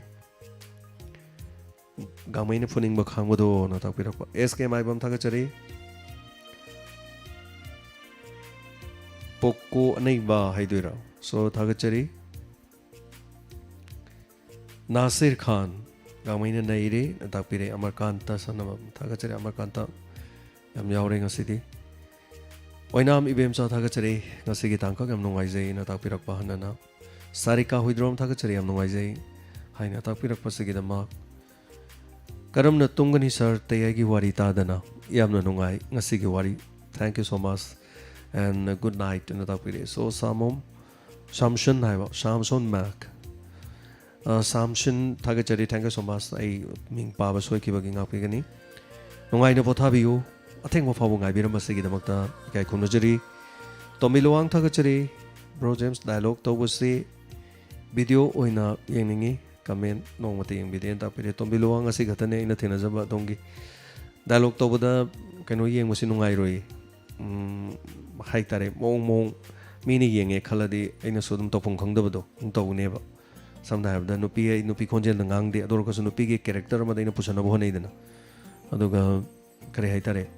imagi bungo ka hai bodo ngai gi nupi na hai gi type nupi khonjel nu ngon thon be hai te ba aduna yaroi aduga wari pabagi mong asi malem gi oina chanabini sumaina mi mana pabagi chanabi yam lai so logic to masi nupi mana ngangi nupa mana ngangi mai khan bai mong kharani aduga ai kappa khotpagi ke dopado adum yamna real oina kappa yawi nok pasu comic oina tawno hanabada angak poi be yawi dubo madu ururaga hai tare ne ko so mahau am handagi ne khal hei aduna so thank you so much adum nai birak padu gi di ado karima tam dai live program to boda mate mo chaki bade dum yawrabani mamangdo so hai tare ko so thank you habiro ko sikidamak susila maibam thagachari debala motum thagachari hanana aduga mayang lombam poinu leima thagachari poinu leima ai ngasi ahan ba pajaba ming aduga konsum bimola thagachari inspector te haninga leitana nungai na thappirakpa Biramani thagachari Rajesh Ningthauja thagachari Rajesh Ningthauja Rajesh Ningthauja ji message ka krisi ke gino Rajesh koi Rajesh tu male mani thagachari agi inau nuksira Rajesh laisang them mina laimau thagachari jamna phasai wari se no thakpirakpa so thagachari tampa thagachari tutu kangjam thagachari gangmai gi las ki khubudo na takpirakpa so ras na thoi thagachari hanana khamnam santi bala haujiki matamna achumba to yade adubu aroibada gangmai na naikhre takpire hoi achumba to yade na khone sum leiragadi sungai yaroidon achumba si to godamne achumba du gi da mayam pulam lep khragadi ko khoi amato oidoine 타가짜리 프리오 이남 하이비럭바 딱비럭바 세기다막 소 ꯌꯥꯝ ꯅꯨꯡꯉꯥꯏꯖꯩꯅ ꯍꯥꯏꯕꯤꯔꯛꯏ ꯁꯣ ꯆꯦꯂꯣꯡꯉꯥꯟꯕ ꯂꯩꯁꯥꯡꯊꯦꯝ ꯊꯥꯒꯠꯆꯔꯤ ꯐꯠꯇꯕ ꯃꯤꯗꯤ ꯑꯃꯠꯇ ꯂꯦꯝꯅ ꯊꯥꯕꯤꯒꯅꯨ ꯇꯥꯛꯄꯤꯔꯛꯏ ꯋꯥꯔꯤꯅꯤ ꯀꯜꯄꯅꯥꯅꯤ ꯁꯥꯒꯠꯆꯕ ꯍꯥꯏꯇꯥꯔꯦ but ꯑꯗꯨꯕꯨ ꯑꯩꯈꯣꯏꯒꯤ ꯍꯤꯡꯅꯔꯤꯕ ꯄꯨꯟꯁꯤ ꯃꯑꯣꯡꯁꯤꯗ ꯈꯔ ꯃꯥꯟꯅꯕ ꯍꯥꯏꯇꯥꯔꯦꯀꯣ ꯑꯗꯨꯝꯗꯤ ꯑꯗꯨꯝ ꯌꯥꯎꯒꯅꯤ ꯍꯥꯏꯇꯥꯔꯦ ꯁꯣ ꯁꯟꯖꯔꯝꯕꯝ ꯇꯣꯝꯕꯤꯁꯨꯅ ꯊꯥꯒꯠꯆꯔꯤ ꯒꯥꯡꯃꯩꯅ ꯅꯩꯈ꯭ꯔꯦꯅ ꯇꯥꯛꯄꯤꯔꯛꯏ ꯁꯣ 이드리스 모하ꯃꯗꯊꯥꯒꯠꯆꯔꯤ 이드리스 모하ꯃꯗ ꯐꯨꯕꯒꯤ ꯄꯦꯟꯗꯦꯗ ꯈꯔꯒ ꯐꯨꯍꯟꯅꯤꯡꯉꯦꯅ ꯇꯥꯛꯄꯤꯔꯛꯑꯦ ꯑꯗꯨꯕꯨ ꯃꯇꯝꯅ ꯌꯥꯈꯤꯗ꯭ꯔꯦ ꯇꯤꯂꯣꯇꯃꯥ ꯅꯥꯎꯔꯦꯝ ꯊꯥꯒꯠꯆꯔꯤ ꯇꯥꯕꯒ ꯂꯣꯏꯕꯅ ꯍꯥꯜꯂꯦꯅ ꯇꯥꯛꯄꯤꯔꯛꯄ ꯗꯦꯕꯂꯥꯃꯇꯣꯝ ꯊꯥꯒꯠꯆꯔꯤ ꯁꯟꯖꯅꯥ ꯅꯨꯡꯂꯦꯞꯄꯝ ꯊꯥꯒꯠꯆꯔꯤ ꯁꯥꯟꯇꯤ ꯄꯨꯈ꯭ꯔꯝꯕꯝ ꯁꯔ ꯒꯥꯡꯃꯩꯅ ꯁꯥꯎꯔꯒ ꯂꯣꯏꯈꯤꯕꯁꯤ ꯅꯨꯡꯉꯥꯏꯇꯦ ꯒꯥꯡꯃꯩꯒꯤ ꯈꯨꯐꯨꯗꯣ ꯄꯦꯜꯂꯦꯅ ꯇꯥꯛꯄꯤꯔꯛꯑꯦ ꯁꯣ ꯒꯥꯡꯃꯩꯅ ꯐꯨꯕꯗꯣ ꯌꯥꯎꯔꯝꯗ꯭ꯔꯗꯤ ꯉꯁꯤ ꯃꯌꯥꯝꯁꯤ ꯑꯣꯝꯃꯒ ꯍꯥꯏꯇꯥꯔꯦ ꯄꯦꯟꯗꯕ ꯅꯍꯥꯟꯃꯨꯛ SCP ꯑꯃꯅ ꯅꯩꯔꯒ ꯇꯌꯥꯏꯗ ꯊꯝꯃꯝꯕꯗꯣ ꯑꯗꯨꯒ ꯆꯞ ꯃꯥꯟꯅꯗꯣꯏꯅꯦꯕ ꯁꯣ ꯉꯁꯤꯗꯤ ꯅꯩꯔꯒ ꯊꯝꯃꯔꯣꯏꯒꯦ ꯀꯃꯥꯏꯅ ꯇꯧꯁꯤꯒꯦꯅꯣ ꯀꯣꯛꯁꯤ ꯊꯥꯗꯕꯅꯦ ꯍꯥꯏꯇꯥꯔꯦ ꯕꯠ ꯑꯗꯨꯕꯨ ꯃꯥꯒꯤ ꯊꯪꯅꯕ ꯃꯥꯏ ꯃꯃꯥꯟꯅꯕꯗꯨꯅ ꯎꯁꯤꯠꯇꯕꯗꯣ ꯃꯥꯅꯀꯣ ꯂꯦꯡꯖꯨꯝꯗꯒ ꯄꯥꯏ ꯀꯩꯅꯣ ꯅꯪ ꯇꯧꯏꯗꯣꯒ ꯍꯥꯏꯔꯛꯄꯗꯣ ꯄꯨꯂꯤꯁꯀꯤ ꯂꯦꯡꯖꯨꯝꯗ ꯄꯥꯏꯔꯣꯗꯤ ꯈꯔ ꯌꯥꯔꯨꯅꯤꯀꯣ ꯃꯤꯗꯤ ꯊꯤꯟꯗꯔꯛꯄ ꯇꯥꯕꯅꯦꯕ ꯁꯣ ꯁꯔꯥꯏꯁꯝ ꯚꯥꯕꯤꯅꯤ ꯊꯥꯒꯠꯆꯔꯤ ꯂꯥꯏꯚ ꯌꯥꯎꯕ ꯐꯪꯗꯕ ꯅꯥꯗꯨꯅ ꯂꯩꯔꯨꯕꯅꯦꯅ ꯇꯥꯛꯄꯤꯔꯦ ꯁꯣ ꯊꯥꯒꯠꯆꯔꯤ ꯁꯔꯥꯏꯁꯝ ꯚꯥꯕꯤꯅꯤ ꯅꯥꯕ ꯐꯕꯤꯗꯅ ꯌꯥꯎꯕꯤꯔꯛꯄ ꯊꯥꯒꯠꯆꯔꯤ ꯇꯝꯄꯥꯛꯂꯩꯃ ꯑꯕꯨꯖꯝ ꯚꯣꯠꯀꯤꯗꯃꯛꯇ ꯀꯥꯟꯅꯕ ꯈꯔ ꯐꯪꯅꯕꯒꯤꯗꯃꯛꯇ ꯃꯇꯝ ꯑꯁꯤꯒꯤ ꯄ꯭ꯔꯖꯥꯁꯤꯡ ꯃꯤꯀꯞ ꯊꯣꯛꯂꯁꯤ ꯆꯨꯝꯕꯅꯤ ꯚꯣꯠꯀꯤ ꯃꯅꯨꯡꯗ ꯃꯆꯤꯟ ꯃꯅꯥꯎ ꯁꯥꯒꯩ ꯅꯥꯇꯩ ꯂꯣꯏꯅ ꯇꯣꯈꯥꯏ ꯈꯥꯏꯕꯨꯡ ꯇꯥꯅꯩ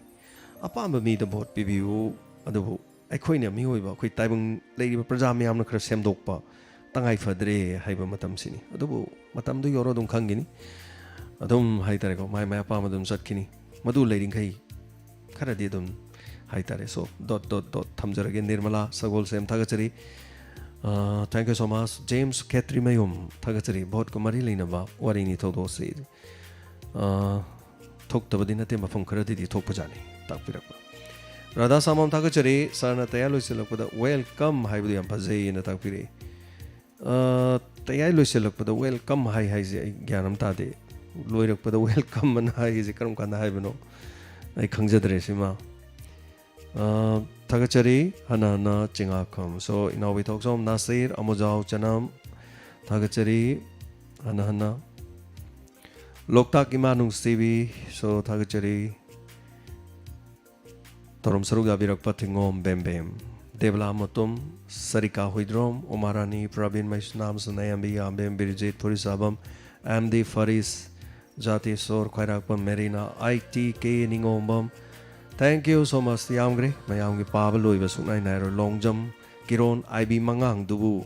Retire Oikrabra Magi Joy Kumara Kawadu Tara Roini Takire Kiron Lady Adum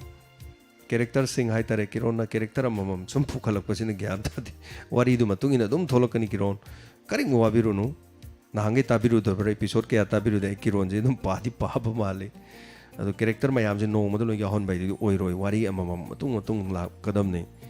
ꯑꯗꯒꯤ ꯑꯃ ꯑꯗꯨ ꯌꯥꯎꯗ꯭ꯔꯕ꯭ꯔꯥ ꯑꯃꯅ ꯑꯗꯨ ꯇꯧꯗ꯭ꯔꯕ꯭ꯔꯥ ꯃꯌꯥꯝꯁꯤꯅ ꯍꯪꯕꯁꯤꯅꯕꯀꯣ ꯀꯤꯔꯣꯟꯒꯤ ꯋꯥꯗ ꯅꯠꯇꯦ ꯑꯗꯨꯅ ꯀꯩꯗꯧꯈ꯭ꯔꯦ ꯑꯗꯨꯅ ꯑꯗꯨ ꯇꯧꯈ꯭ꯔꯕ꯭ꯔꯥ ꯑꯗꯥꯅ ꯑꯗꯨ ꯇꯧꯈ꯭ꯔꯕ꯭ꯔꯥ ꯃꯌꯥꯝ ꯌꯥꯝ ꯍꯥꯏ ꯀꯦꯔꯦꯛꯇꯔ ꯌꯥꯝ ꯌꯥꯝꯃꯤ ꯊꯦꯡꯛ ꯌꯨ ꯁꯣ ꯃꯆ ꯋꯥꯔꯤ ꯃꯇꯨꯡ ꯏꯟꯅ ꯑꯗꯨꯝ ꯌꯥꯎꯔꯛꯁꯅꯨ ꯑꯦꯅꯤꯋꯦ ꯃꯤꯂꯟ ꯁꯤꯡ ꯊꯥꯒꯠꯆꯔꯤ ꯅꯥꯁꯤꯔ ꯈꯥꯟ ꯊꯥꯒꯠꯆꯔꯤ ꯁꯣ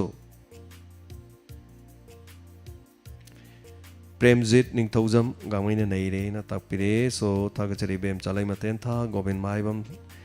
thagachari Angtesang Maring thagachari laws are made by man. Once law is made, man must go according to the law, and no one can act above the law. But necessity has no law. This is the present scenario of today's world. Tapire Angtesang Maring Achumani Habirisi. So Hanana Tagachari Mapanama Yam Krama Yamse Loina Pava Habit to the Oiro Adana Bibirakli Bokoti Makana Kari Habire Soidana Pajage is a taring at the Haitare Pakum Pibungam Jedrugashu Aduga Radha Samona Ain welcome high from the Megan Sungta Tadre Aduga Hanjan and highlighted. I did welcome my from Jay Amukta Hijakidi Adubu Radha Samama Kari in Tabiram Nomadum my Kangja dress. So thank you so much.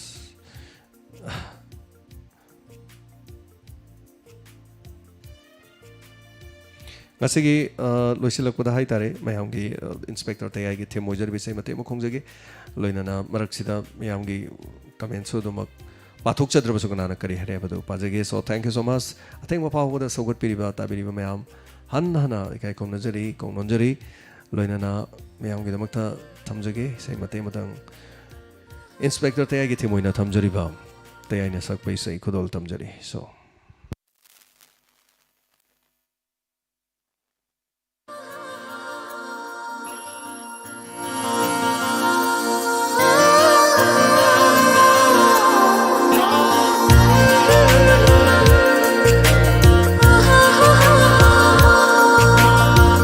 Yening hulakle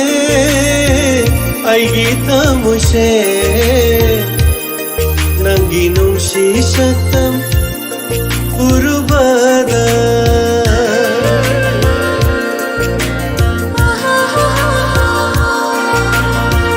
Yening hulakle ay gita mo siya Nang ginong sisatam urubada Taptabang amlagtare ay gipukning se Mathabang amlagtare ay giwakal se Nang gisagtam na yakay halare Nang gisagtam na yakay halare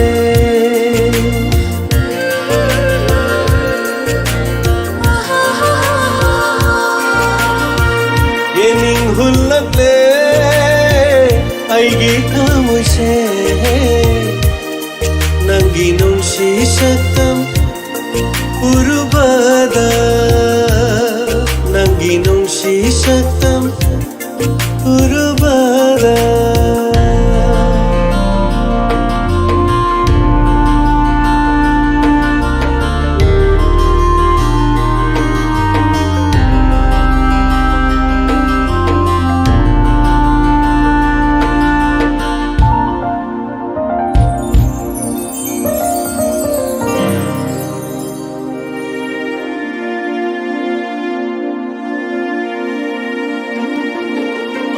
Namdaba nungsiba kanghalle nanna urubayeng lubada nanggi sumhat pasatam ay gita waining bana amban basu hayrakle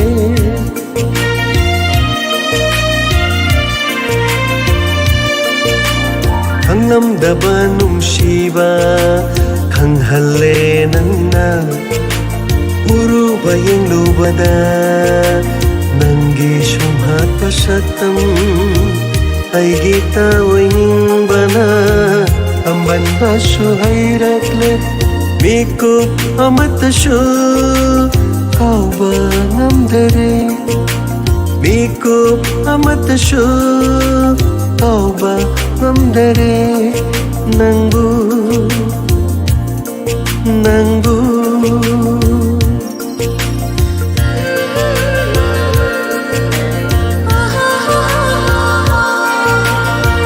Yening hulakle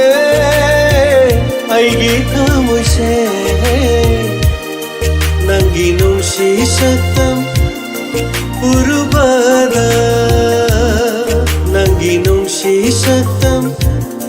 urubada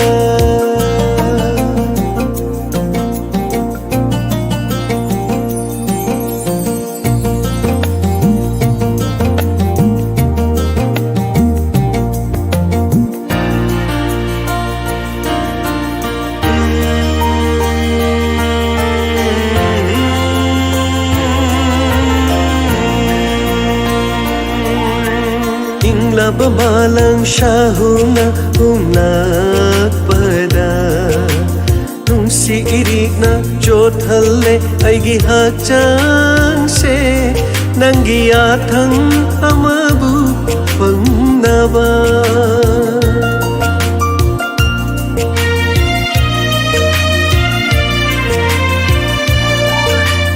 Ingla Nabamalang siyahuna umnakpada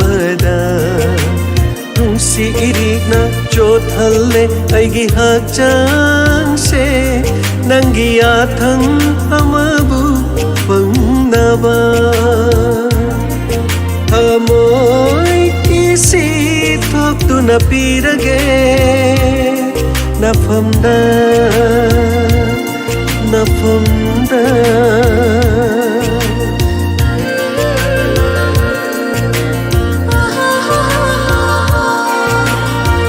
Yening hulakle aigi thamose Nanginong sisaktam urubada Tapthaba hamlaktare aigi pukningse Athaba ngamlaktare aigi wakhalse Nangi saktamna yakai hallare Nangi saktamna yakai hallare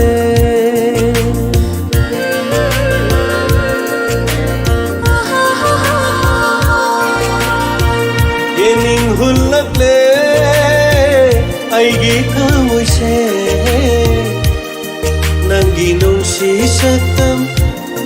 urubada Nanginong sisaktam urubada